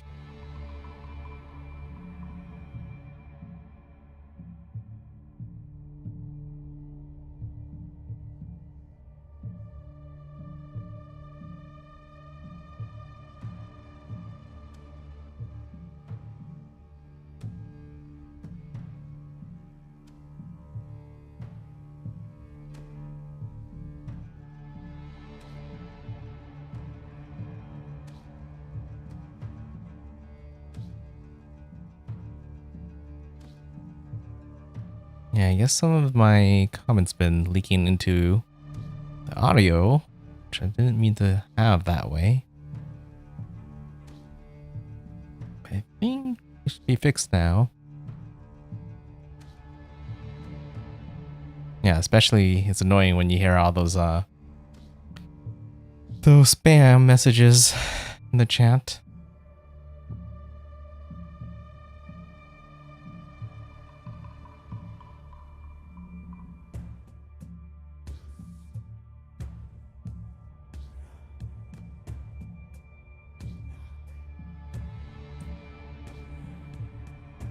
Yeah, I think it should be fixed. Okay. But I am kind of stuck right now. Can't go back. Guy's just standing there. It's not moving. Because I was supposed to move right over there. Keep going. We're nearly there. This is the final hurdle. I mean, how do I get past there, though?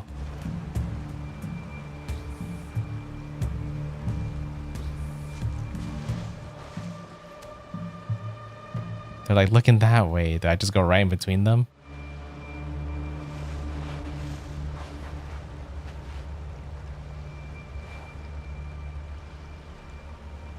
I almost kind of just wanted to like get seen and start over. I think I was supposed to go right instead of going back.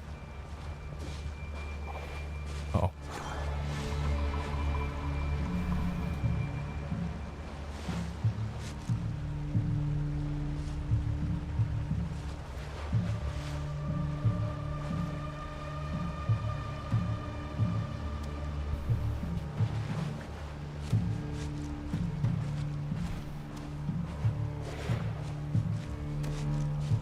Nope. I mean, with them there, there's nothing I can do. I'm stuck. Oh, they've been prowling around for nearly 2 days now. These things just won't quit. Oh, they might not have seen us yet, but with them constantly sweeping the area, our way out is completely blocked. Yep, we're just starting over. If they spot us, they'll run straight back to Rip. Oh, Okay, this time I just gotta move quicker. quick, hide! We almost got spotted. Phew, that was a close call.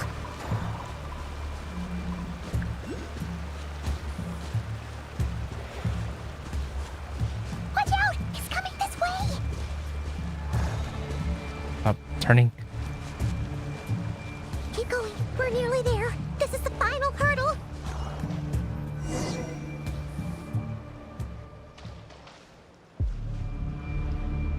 Oh, there's no end to these things.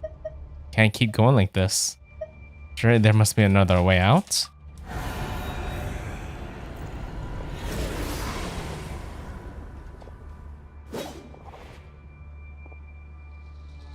And then I've still just been found out.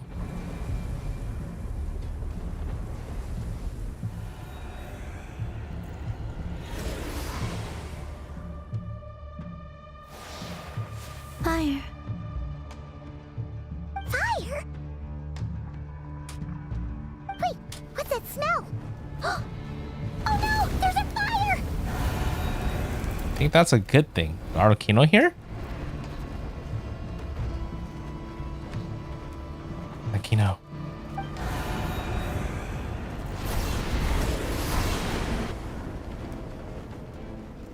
The Wild Hunt. That was quick. Yep, she's here.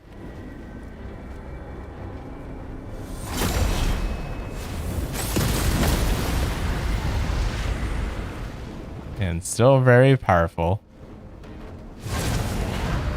Sandrone was right. You look weak, Columbina. The old you would never have let such lowly creatures bar your way. Word has it that you did something for the Tsaritsa, and that's why you've lost most of your power. Freedom comes at a heavy price, doesn't it? It's Arlecchino! You came! Hello again, Columbina. And greetings, guests of the House of the Hearth. It's been a while, Arlecchino.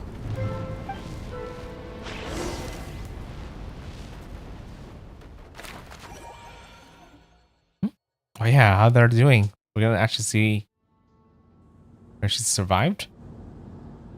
Pretty sure she survived. It's whether her creation is okay.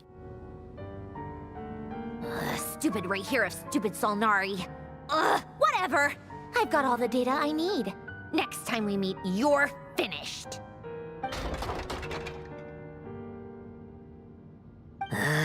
He sure doesn't pull his punches. Excuse me, do you need a hand? You can do me a favor by staying out of my way. Can't you see I'm busy? Wait a minute. I recognize that voice. Hello, Miss Sandrone. Father sent us over to help. How considerate of her. Hey, Fremine, get over here and help me fix this. Lenny, you do your thing. Just keep your sister away from my machine. Nearly every machine that cat girl touches ends up going haywire. Go put her on cleaning duty or something. I don't think she wants to anyways. Then let's start downstairs. Fremine, we'll leave this place to you. You've got it. Wait a second. Pretty sure there's still some tea in the cupboard. If you want some, you'll have to make it yourselves. Oh, are we all back together?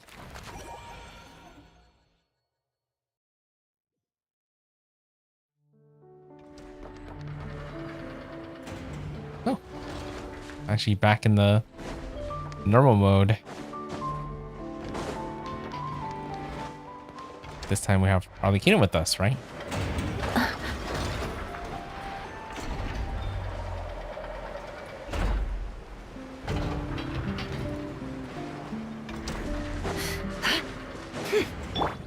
It's kind of along the way. Strike a pose! By the frost moon of old. Hold the line! Permanence of the deep! Can't hide the truth. Let's see what you're made of.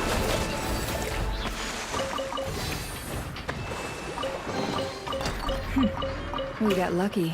It could have been a trap.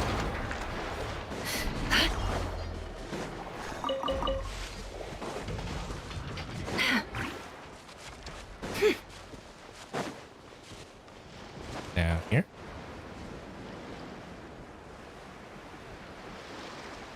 Oh, there. I see. There's a chest over here. This should be quick to do. Shower me with praise! Time to shine! Allow me! Forest, protect us. For the everlasting forest. No more lies.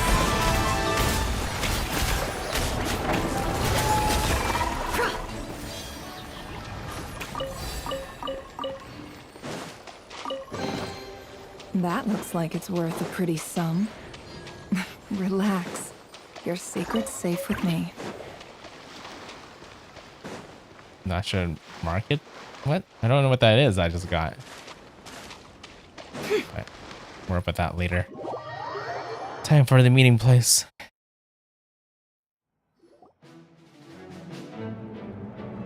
I'm in for another long line of dialogues. It's a relief to see you all made it back in one piece. Huh? Feels like there's quite a few people missing. Where's Flint's and the others?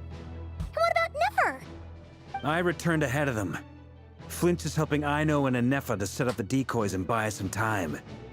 As for Miss Nefer... Boss is still wrapping things up on her end. She sent us back to fill you all in on the top secret intel we've been gathering. I see. Then let's get right into it. But first, who do we have here? You brought someone else in to help? Greetings. I was invited here to help as a longtime Tea Party companion of Columbina's.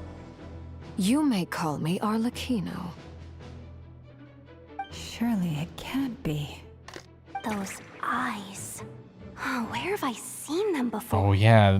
What Of course. In those memories we just saw. does that mean? The only Arlecchino I know is the fourth of the Fatui Harbingers. So either you share a pretty uncommon name, or you're more than just a Tea Party buddy. You're well informed, Grandmaster. A man from Mondstadt living all the way out here in Nodcry, and yet the people and affairs of Snezhnaya seem to hold a special place in your heart. Oh, the feeling's mutual. Sounds like you know all about who I am, too. A Fatui Harbinger. The atmosphere in here just got really tense. Guess we can't just start trusting Fatui Harbingers, even at a time like this. I must admit, though, I'm a little curious. Seeing as the Moon Goddess no longer belongs to the Fatui, what makes you so willing to put your neck on the line here? Nor does Nodcry belong to Mondstadt, Mr. Varka. Yet still, you're fighting for it all the same. Things don't always have to have a tangible payoff. Sometimes, stopping things from spiraling out of control is a higher priority than chasing the spoils of victory. Of course, I can't say there's nothing in it for me at all. But that's between Columbina and myself. Well, Arlecchino was an instrument in helping us save the whole of Fontaine. I'm confident we can trust her. Forgive me. I don't mean to doubt you. It's just that the Fatui really have been the source of many of our troubles. We have our own way of doing things here in Nodcry.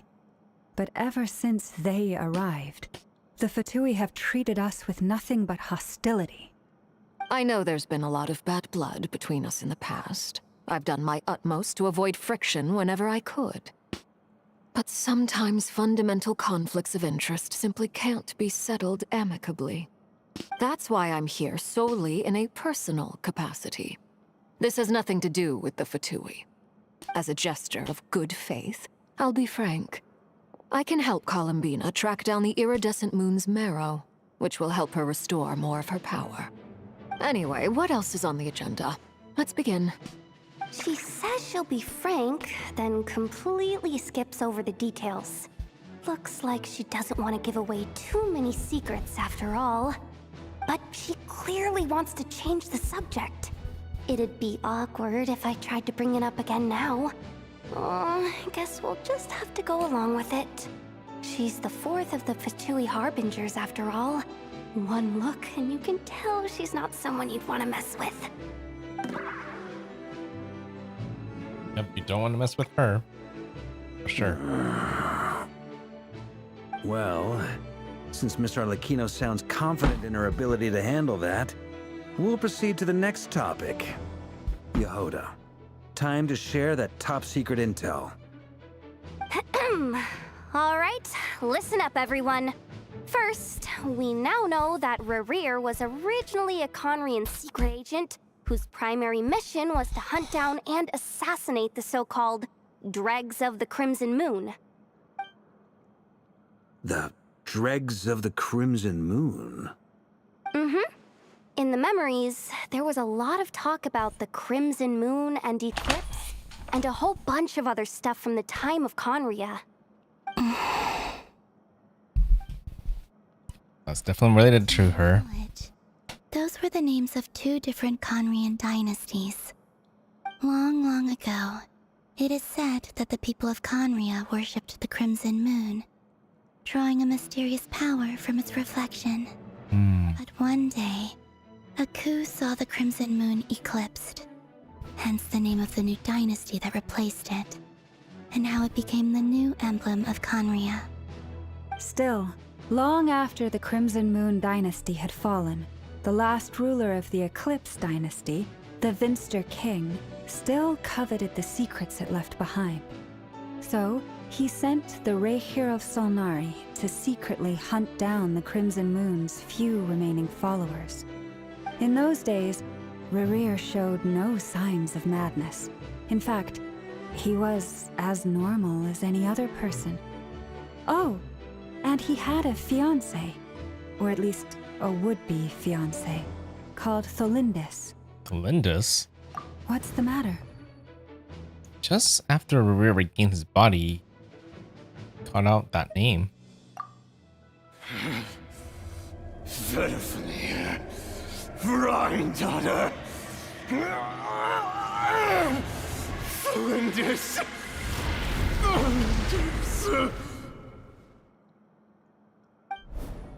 Interesting.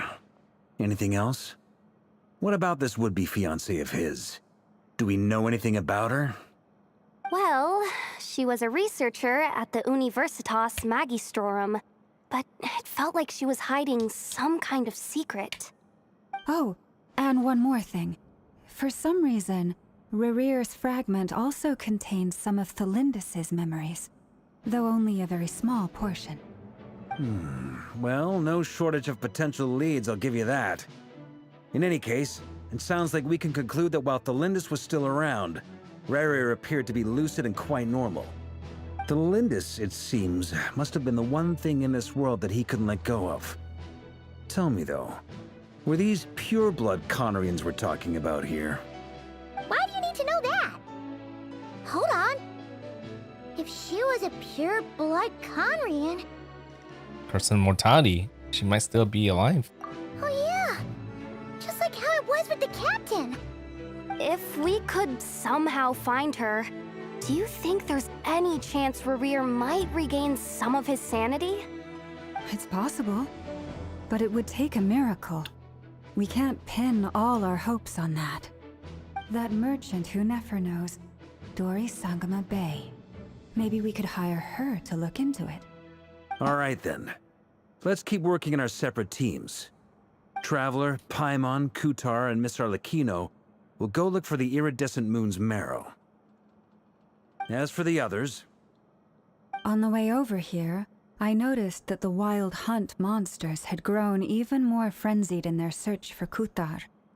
At this rate, the people living here will be in grave danger too.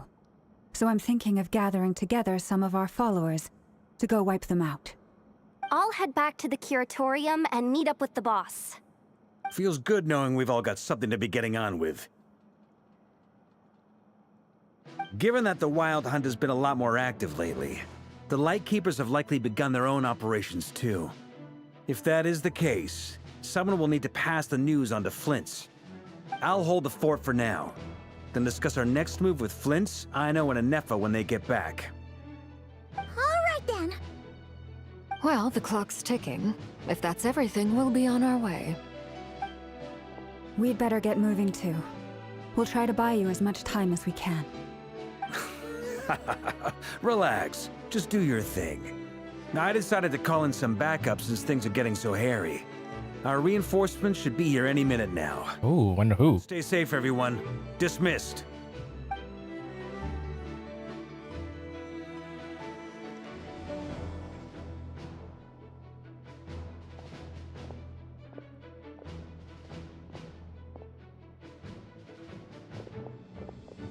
We're back. Did we get here a little early? Or a little late? A tad late. The others have already set off. To summarize, our resident moon goddess has found us a new ally, and Boss Nefer has uncovered some promising info. Everything going smoothly on your end? Not great. I don't know how long we can stall them for. The decoys are getting taken out way faster than we imagined. I'm gonna make some more later, but I need a timeout first. I'm so tired right now. Oh, right! Inefa, could you fill in Uncle Varka on what we just discussed with Flints? Sure. Uncle Varka, you previously told us about how when you went to investigate a source of the wild hunt in Amsvartnir, you discovered that it was just a diversion. But according to Flints' intel, several outbreaks of the wild hunt had already occurred in Nodcry in the period leading up to that. That was before Rerir had regained his body, when he was far from regaining his full strength. In other words, in theory at least, he still lacked the means to act in two places at once. Oh. So there might be one other person involved. With everything that's been happening, the Lightkeepers across Nodcry are rallying to fight back against the Wild Hunt. They're gonna need your help. I know, I'm sure you're capable of coming up with something far more effective than decoys. But for now, you should stay here and get some rest. Inefa and I will head back over to Amsvartnir to see if there's anything I missed. I told you Uncle Varka would say that, didn't I? A deal's a deal. Not a word about my snack intake for the next week. Database updated. Reliability of Aino's predictions increased. What does that mean? They were betting on how you'd respond after hearing their intel. It's the obvious choice, isn't it? That's hardly worth betting on. We already decided that Inefa should go investigate the situation over at Amsvartnir on her own. You might as well stay here and keep watch. Someone needs to hang back and oversee our strategy meetings. And besides, you still haven't fully recovered from ambushing Rerir. So I've ended up with the easiest assignment. Well, I appreciate it, everyone. See you when you get back. You wonder how strong he is. We'll find out. Like how there's a Arlecchino loading thing in the bottom right. Okay.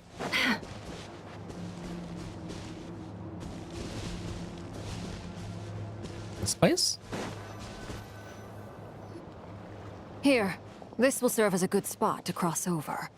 Arlecchino, hold up a second. Since you brought us all this way, would you mind telling us what you've got planned? We still haven't got the slightest idea what's going on here. And if even Columbina doesn't know where the iridescent moon's marrow is, how do you?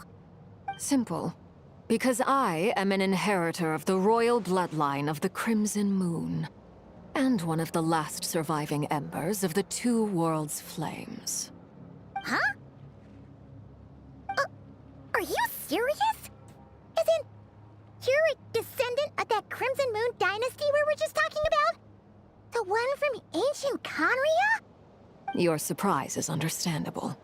I was also taken aback when I first learned of it. But the more I thought about it, the more I realized the signs had been there all along. When I was young, I discovered I could wield a very special kind of fire. It coursed like blood through my veins and smoldered away inside my nerves. What's more, whenever I experienced strong bursts of emotion or drew too deeply on this power, it was like some kind of presence within the fire would begin to gnaw away at me, consuming me from the inside out. Your hands? Exactly. That is why my hands are like this too. At first, I saw it only as a curse, but once I became a harbinger, the jester apprised me of the truth. Together with my own investigations over the past few years, there are several things that I have gradually come to understand. For instance, take the so-called Crimson Moon. In truth, it is nothing more than the shattered remnants of the iridescent moon, fused with the abyss to prolong its lifespan. Since this blood flame was bestowed upon me by the Crimson Moon, it is a fusion of the iridescent moon's former power and the corruption of the abyss. You all understand the nature of the abyss well enough. I draw upon its power, and in return, it hungers for my soul. This strange blackness is the mark of corruption it has left behind. If I recall correctly, you once told me that if the corruption ever made it to your heart, you'd become a completely different person. Yes, and that's the reason I'm always careful not to push my power too far. It's essentially a never-ending tug of war. Oh, sounds intense. Anyway, the rest of my story can wait. Is there anything else about the Crimson Moon or the Iridescent Moon that you're unclear about? Paimon has a question. So, the crimson moon that the Karians used to worship was actually the iridescent moon, right? Which was one of the three moon sisters. Does that mean that the Karians were to the crimson moon as the frost moon scions are to the frost moon? So much of that history has been lost. We have no way of knowing exactly what they were like. But I would suspect that the Conrians weren't as devout in their moon worship as it might appear. The iridescent moon's remains simply served as their link to the Abyss. Later on, perhaps someone discovered a way to make direct contact with the Abyss. Or maybe there was some kind of ideological divide. Either way, a dissenting faction staged a coup and drove out the royal heirs of the Crimson Moon dynasty. Still, even with the dark sun looming high overhead, the Crimson Moon's glow never truly faded. If you want living proof, it's standing right before you. The first time we met, I sensed something familiar in your presence. When I looked at you, I felt I could see that mysterious red moon in the corner of my eye. In your flames, I saw its broken image, surrounded by a strange black aura. Well, I appreciate that you kept it to yourself. Much about the Crimson Moon is still a mystery, and I'd prefer not to end up as the object of an insane research project. Anyway, time is against us here, so if there's any other questions, they'll have to wait. I just want to make sure I've got one thing straight. In her letter, Sandrone mentioned that since you are unable to contain the iridescent moon's marrow yourself, you intend to leave it in my custody, correct? That's right. For now, it's the only way I can pay you back for your help. The iridescent moon is already part of who you are, so with its marrow in your possession, you'll be even more powerful than before. That's gonna be useful. Deal. Then let's get started. Get what started? What does this place have to do with the Crimson Moon? When I first became a Harbinger, the Jester gave me a book called Paranhari, also known as Leobranto Innamorato. You should be able to buy a copy next time you're in Fontaine. It's a love story set in the Crimson Moon era. But setting aside the tangled romances of its characters, it also records a few interesting details.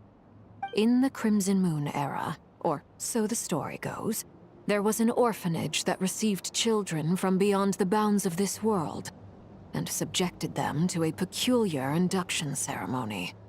Beyond the bounds of this world? For real? And what kind of induction ceremony? The Crimson Moon sages looked beyond this world for beings with powers that surpassed the gods. But fearing they might lose control, they subjected these children to a process of refinement. They made these children crawl up a fireplace and kept asking them, "Have you died? Did you see it?" Until they finally admitted to having died and seen a crimson moon. The adults embraced the children who passed the ritual, telling them, "Within the fireplace, you have traversed the flames between two worlds. Here and now, you are born anew." The book leaves much unsaid, but I suspect that this was their way of branding the children they had enrolled, leaving an indelible mark upon them so that they would forever live in the Crimson Moon's light. That explains why I can't sense the Crimson Moon's marrow in this world. It makes sense that it would be sealed in a special space that can only be accessed temporarily through some kind of ritual. But there's no fireplace here. Do you see a chimney anywhere? Oh, are we supposed to build it ourselves? Okay, fine. Paimon will go find some bricks. That won't be necessary. The fireplace is purely symbolic. The key to the ritual is crossing the flames between two worlds. In other words, the flames that burn within me. Those burned away by such flames leave behind a kind of ghostly afterimage in the world. In the days of Conria, people believed they could be used to bridge the gap between the two worlds of life and death. In short, I can open a passage to that space for you. That's the easy part. The catch is I'll need to stay on this side to keep the passage open, so I won't be able to come with you. Once you're inside, you'll have to find your own way. Oh, I see. So that's why we're needed here. Understood. Don't worry, we got this. Very well. Then I'll open it up. Traveler, spare me a little more moonlight if you would. I may need it. Guys that just don't hold our hand all the time. Thank you. I feel like I've recovered some of my strength now. It should be enough to move us across short distances and confront whatever dangers might await.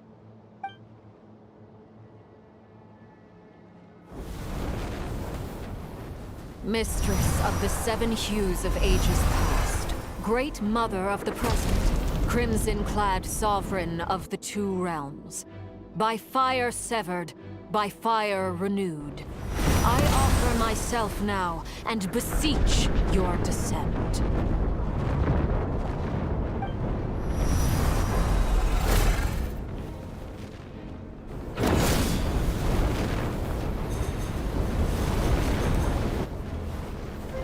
Staircase into a black hole. Okay.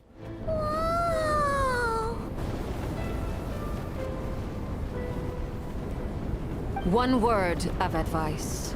As you're crossing over, no matter what voices you hear, do not answer. Got it. I sense a sinister gloom inside, but also the familiar light of the moon. I feel that I am about to meet an old friend who has changed beyond all recognition. All right, let's go. Who could that be? I wonder if someone went in here in the past.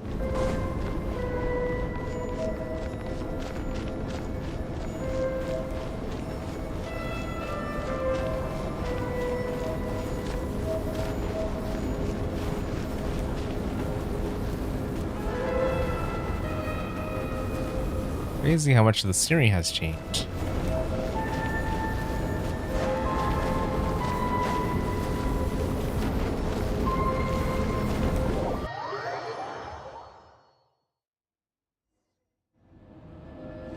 Oh. Your presence and craving death and rebirth.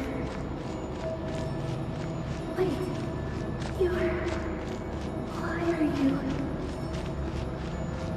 You have crossed over from another world, transcended fate itself. I have no right to. I didn't know the Abyss had a voice.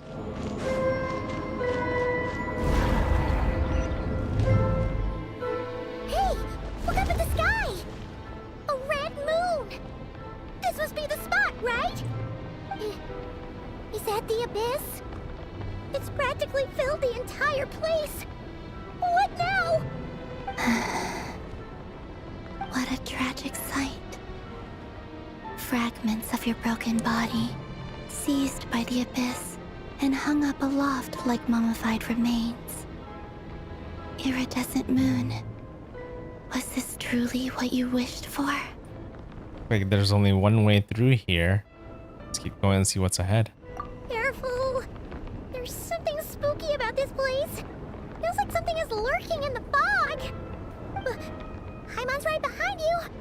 Whatever you do, don't run off without her.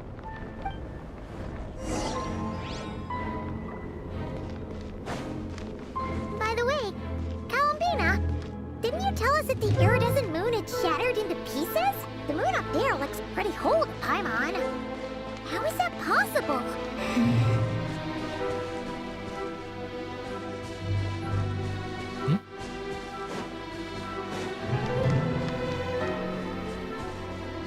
Oh, there's actually enemies here.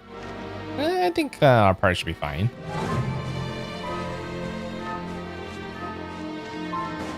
Strike a pose! Leave this place.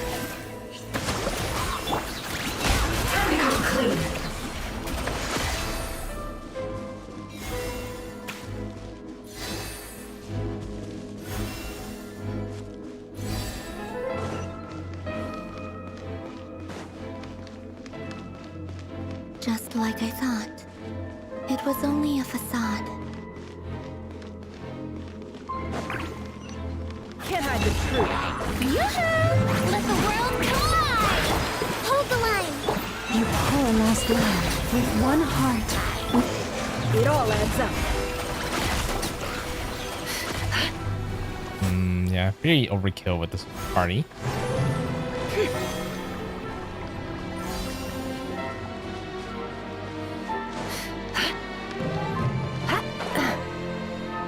Music is crazy here. Crazy good.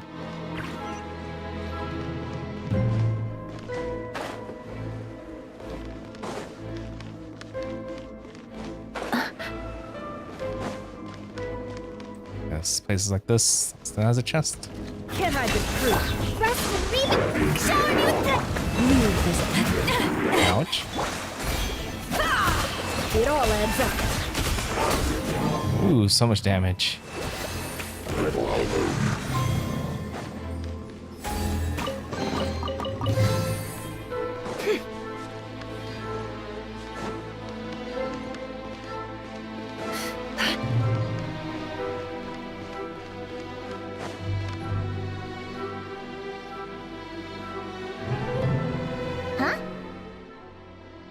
So the iridescent moon's mirror is up there in the sky?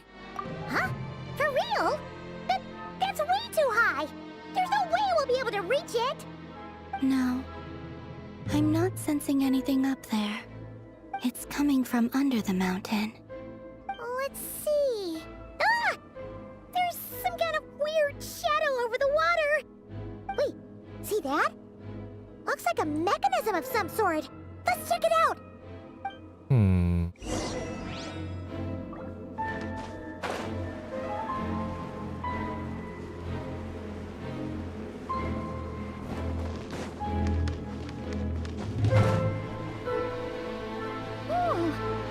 Looks like a device from the time of Kalia. Maybe people once came here to study the Crimson Moon's domain, and they left it behind. Oh, if we can activate it, we might find some clues. Right, guess all we could do. Oh, does it get rid of that abyss?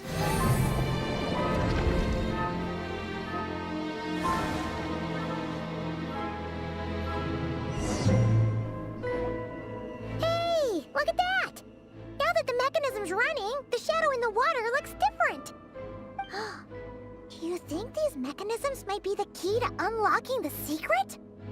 Let's try to find more of them! Thalindis, we'll leave the rest of the research in your hands. We'll be heading back now. I hope this isn't ruining date night. Ugh. Mind your own business. Just leave me some snacks on the table. Thalindis? Is that Rear's girlfriend? How come we're hearing her voice here? Didn't Nefer previously mention that she was a researcher at the Universitas Magistratorium? Oh yeah! So, do you think she was studying this strange space all along? The abyss has made this space extremely unstable. Maybe that's why some of the things she said and did were preserved here. Like echoes. Or after images. Whenever I see this view, it takes me back to a poem from my childhood. Waning moon, oh lifeless damsel, weeping on the mountain crest. Mourning still in wistful tone, her fragile soul now laid to rest. For me, of all people, to be here investigating the mysteries of the Crimson Moon space, is it a coincidence or something more?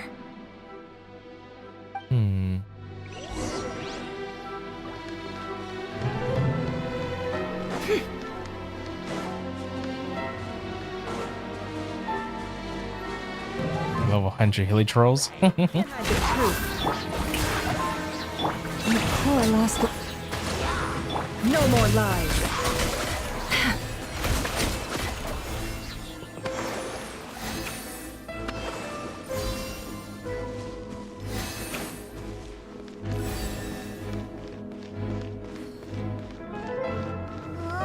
Looks like the Abyss has messed up this mechanism. We need to find a way to get it working again. Let's see if there are any other devices nearby. Multiple devices that can hit each other. Okay. It's cool enough. Leave this place. Strike a pose! Can't hide the truth.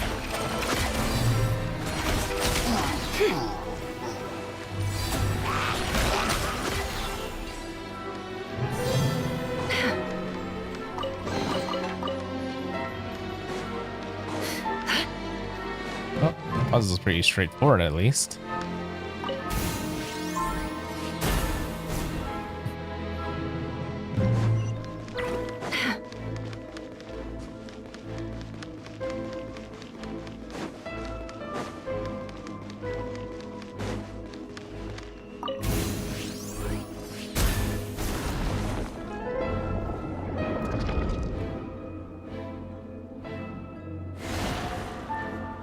Just one more to go.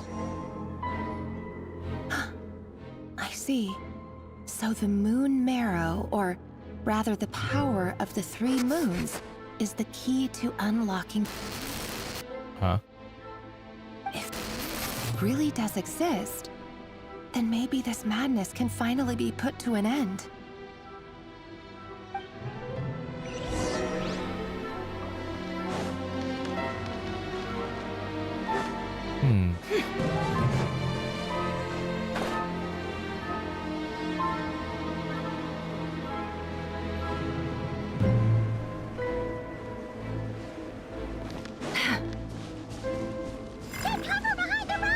Huh? It shoots?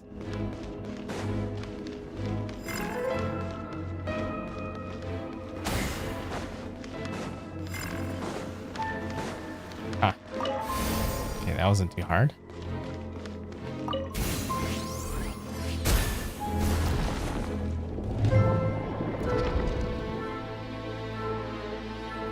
What's gonna happen? The moon? With the Abyss inhibitors in place, I should be able to access the chamber with the moon marrow. Oh, Rerir, with every step you take, you're drifting further from what you truly desire. But you're not the root of the problem. Ever since that outsider set foot in Conria, the Vinster King has sunken deeper into madness. If only I could get my hands on that outsider.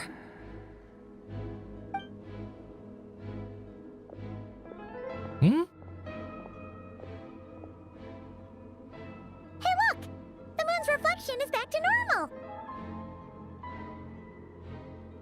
Elendis' voice mentioned a chamber with the moon marrow. Do you think maybe it's hidden in the moon's reflection? It must be. For within it, I sense the fragile aura of a dying soul. Then there's no time to lose! Let's go! Do we just jump into the water? Guess so.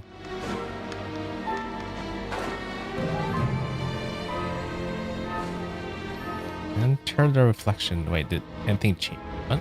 What up? Wait. Wait, huh? It's right there. That we're right underneath it. Yeah, I was wondering if it changed at all, but not really.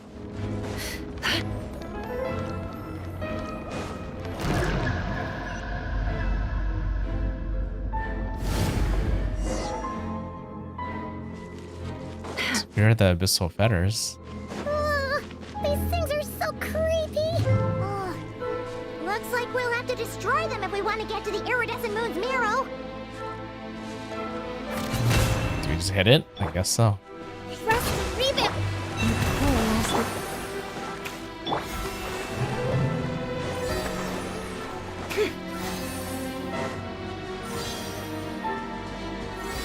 No more love. Shower me with praise. That must be the iridescent moon's mirror. Oh, but we'll need to destroy these things before we can reach it.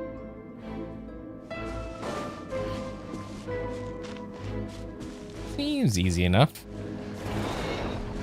It all adds up. Allow me. Leave this place. By the frost moon of old. Can't hide the truth.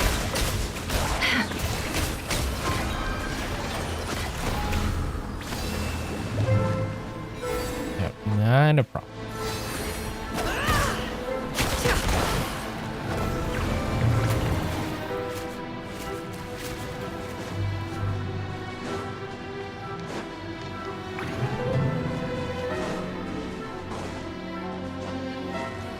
Just gonna play on that one.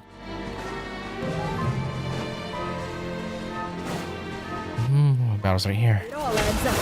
Hold the line. Strike a pose. Can't hide the truth.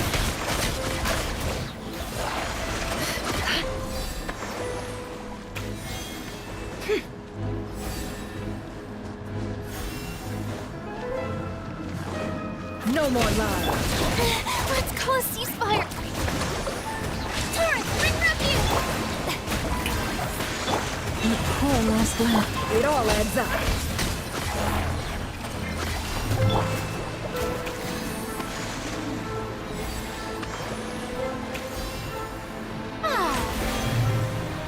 The whole party's kind of hurt. I'll heal a little bit.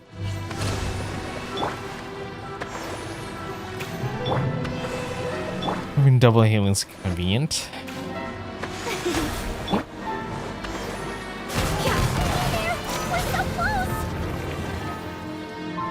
Just one more.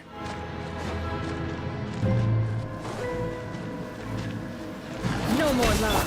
Rest and revamp. Yoo-hoo! Time to shine. Leave this place. For the everlasting. Can't hide the truth. It all falls into place.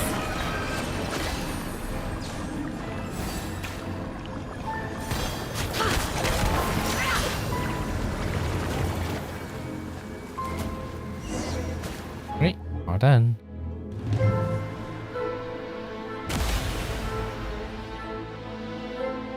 That's it. Looks pretty corrupted though. I finally did it. That's why the child was here. Marrow. Still burning away like an undying flame, yet now contaminated by the abyss. It has taken on a new form entirely. If we can purify the abyssal power within, we should be able to obtain its untainted essence. Leave it to me.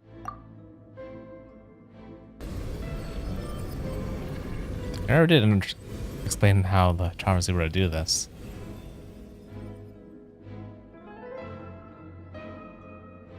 That's a bit different. Cold.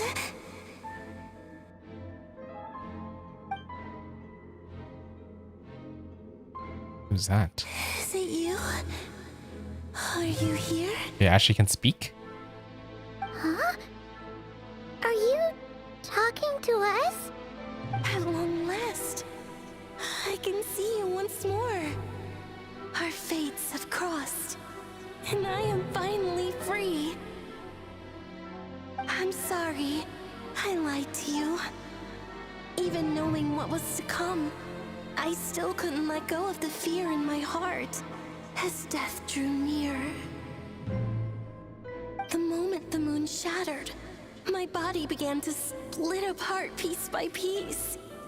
Like I was being cut into pieces by 1,000 blunt blades.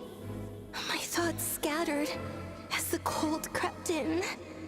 But I could not bear to fade away like that. Tell me, what was it that brought you to us all that time ago?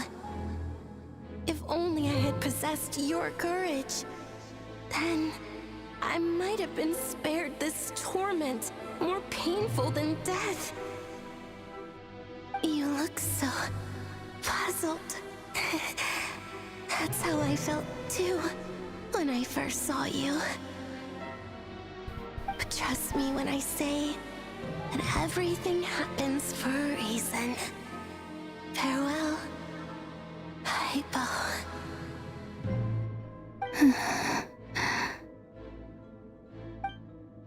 What was that all about? Was that the goddess of the iridescent moon? Oh, it sounded like she was speaking to a long-lost friend. But none of us have ever met her before, right? Perhaps. She took me for the goddess of the frost moon she once knew. For a fading soul like hers, our auras must be too similar to tell apart. But anyway, we've got the iridescent moon's marrow now. That should help you regain your strength, right? Alright, time to leave this place and meet back up with Arlecchino. Let's go! Is it that easy just to leave? That's odd. This place looks different than when we came in. Waning moon, oh lifeless damsel. Oh.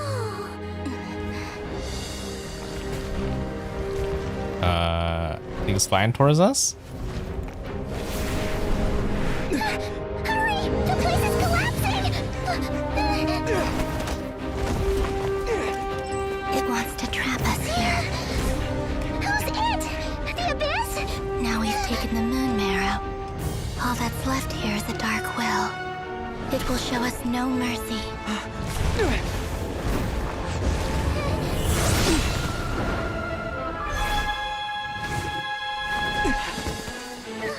Convenient. The crimson moons! My marrow!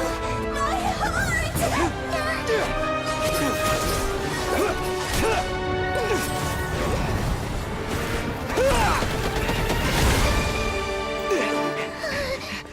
Finally! Huh? Oh no! The exit's blocked! They're back! Now what do we do? This is where you fall. Witness my rise. Oh. What are you waiting for?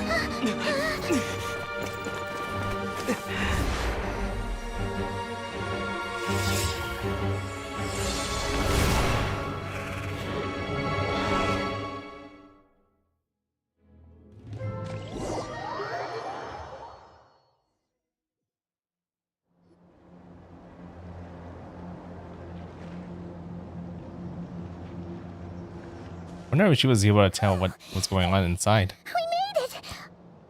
Was that you, Arlecchino? Did you save us? Wait, your hands! They're... Oh, this? Don't worry. It's a small price to pay. The Abyss wanted to trap you inside, and I defied its will by bringing you out. No wonder it's a little angry. Is there anything I can do in return? I can purify the abyssal power, then maybe... No. I have paid the price, albeit a small one, and it cannot be undone. My hands have already fused with the Abyss. Purification would simply destroy whatever's left of them. But surely... Oh... We're so sorry, Arlecchino. Paimon can't believe you'd make a sacrifice like this for us. As much as I'd like to call it a favor, the truth is I was simply holding up my end of the deal. Well, Columbina. Yes, you did your part. And as promised, I will leave the iridescent moon's marrow in your care.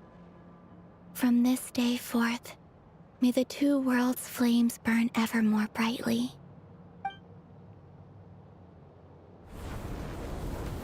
Gonna take it in like the traveler. I'll take that as a blessing. Now, Columbina, give me your hand. Accept this moonlight I offer in return.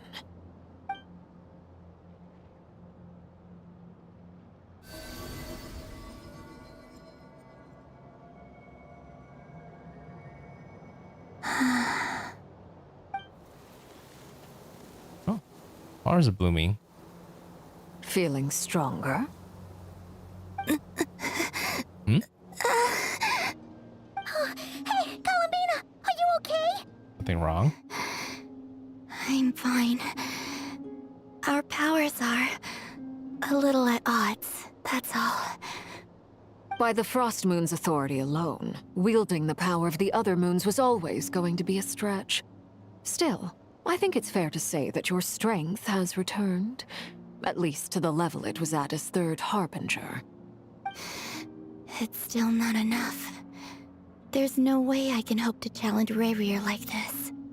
Just one more ray of moonlight, if you would. Please, Columbina. Don't push yourself too hard. It's okay. I can take it.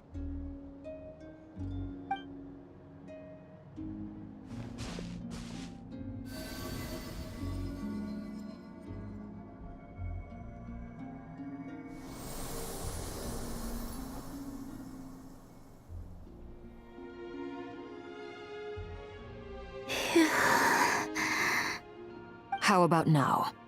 Fighting fit? At the very least, I won't have to stay hidden like before. I want to see him gone from Not Cry. The Rayhir of Solnari and his wild hunt must be sent back where they belong. Or is that even that? It's good to have something to aim for. You certainly seem more alive now than you did earlier. When I first met you, you didn't strike me as a ray of moonlight. More like a wisp of fog drifting in from who knows where, ready to scatter at the first sign of a breeze. But now, you're full of vitality. Just like the Frost Moon, once the brightest of them all. May you keep shining, Columbina. This is who you are. Thank you. Look after yourself too, Arlecchino. I know you have plans of your own, and that's why you're always seeking to grow stronger. But whatever you're after, don't let the Abyss take a hold of you. I do not wish to see you go down the same path as Rayrir. I appreciate the concern, Columbina. Although perhaps it's time you took a new name. A new name? Kutar, the Moon Maiden, Columbina. They're nothing more than code names.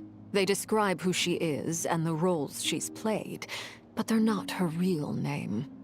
We often use code names in the House of the Hearth, too. But it's knowing your real name that keeps you grounded. Up till now, you've been living a wandering life, so you've probably never really cared. All I'll say is this. Once you've defeated Rayrir, give it some thought. All right, that's it from me. I'll get you back safely first, then go meet up with Sandrone. You're the best! Let us know next time you need a hand. Be sure to return the favor. I appreciate the gesture. It speaks to your good character. Anyway, let's get going. There are more urgent things to do right now than trade compliments. Nation that doesn't exist. Quest complete.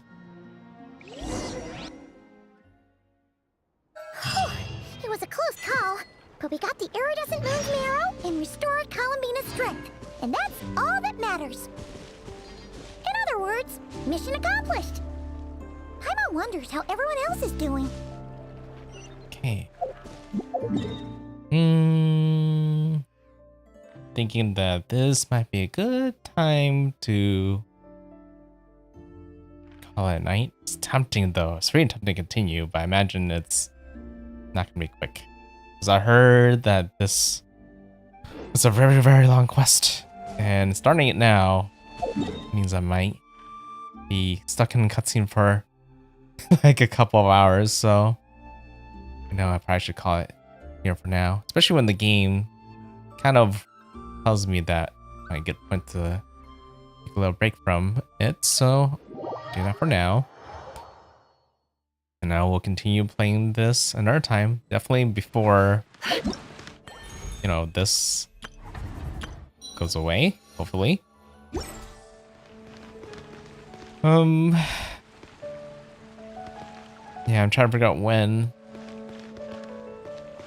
It might be next week, next Tuesday. Yeah, most likely. But I will have other streams in the meantime of the weekend, more you know, pop-based streams. So hopefully you guys can look forward to that. It's gonna be mostly more Borderlands. Just trying to just move on with that until I manage to beat it, but there could be other things that might happen too. But for now, it's mainly gonna be Borderlands this weekend. And more Genshin on my solo streams. And I think that'll be the plan for now. So those are watching. Thanks for watching. And hopefully I see you guys around. I'm gonna go get some sleep. So talk to you guys later. NoukonNeko signing out. Bye bye.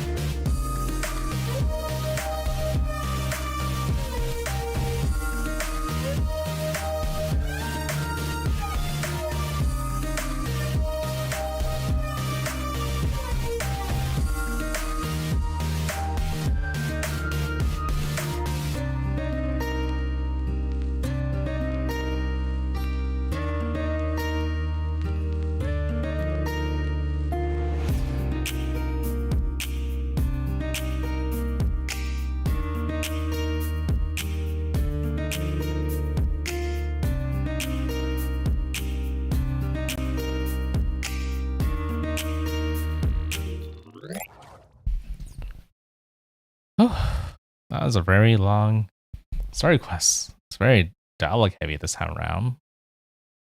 Definitely like feels like I'm watching a movie more than actually I'm playing a game sometimes, but it's the way it is. And I guess it's just what happens when they're trying to tell such a very intricate story, and there's still a lot of things that, you know, it leaves you kind of wanting more. And there's so much information kind of missing. But guess we'll eventually go there one bit at a time. Yeah, slowly. And I wish I could go at a faster pace. I actually did mean to start streaming like the last 2 days, but a lot of things just keep on popping up. And I kind of have to adjust those things a little bit more immediately. So I've just been a bit more busy with those times. But I definitely want to stream more. Hopefully my streaming schedules would be more regular. But it's gonna, I already know that's not gonna be normal next month already. I'll explain about that more later. For now, I'll try to stream as much as I can before then. Anyways, heading out. Thanks for hanging around. Bye-bye.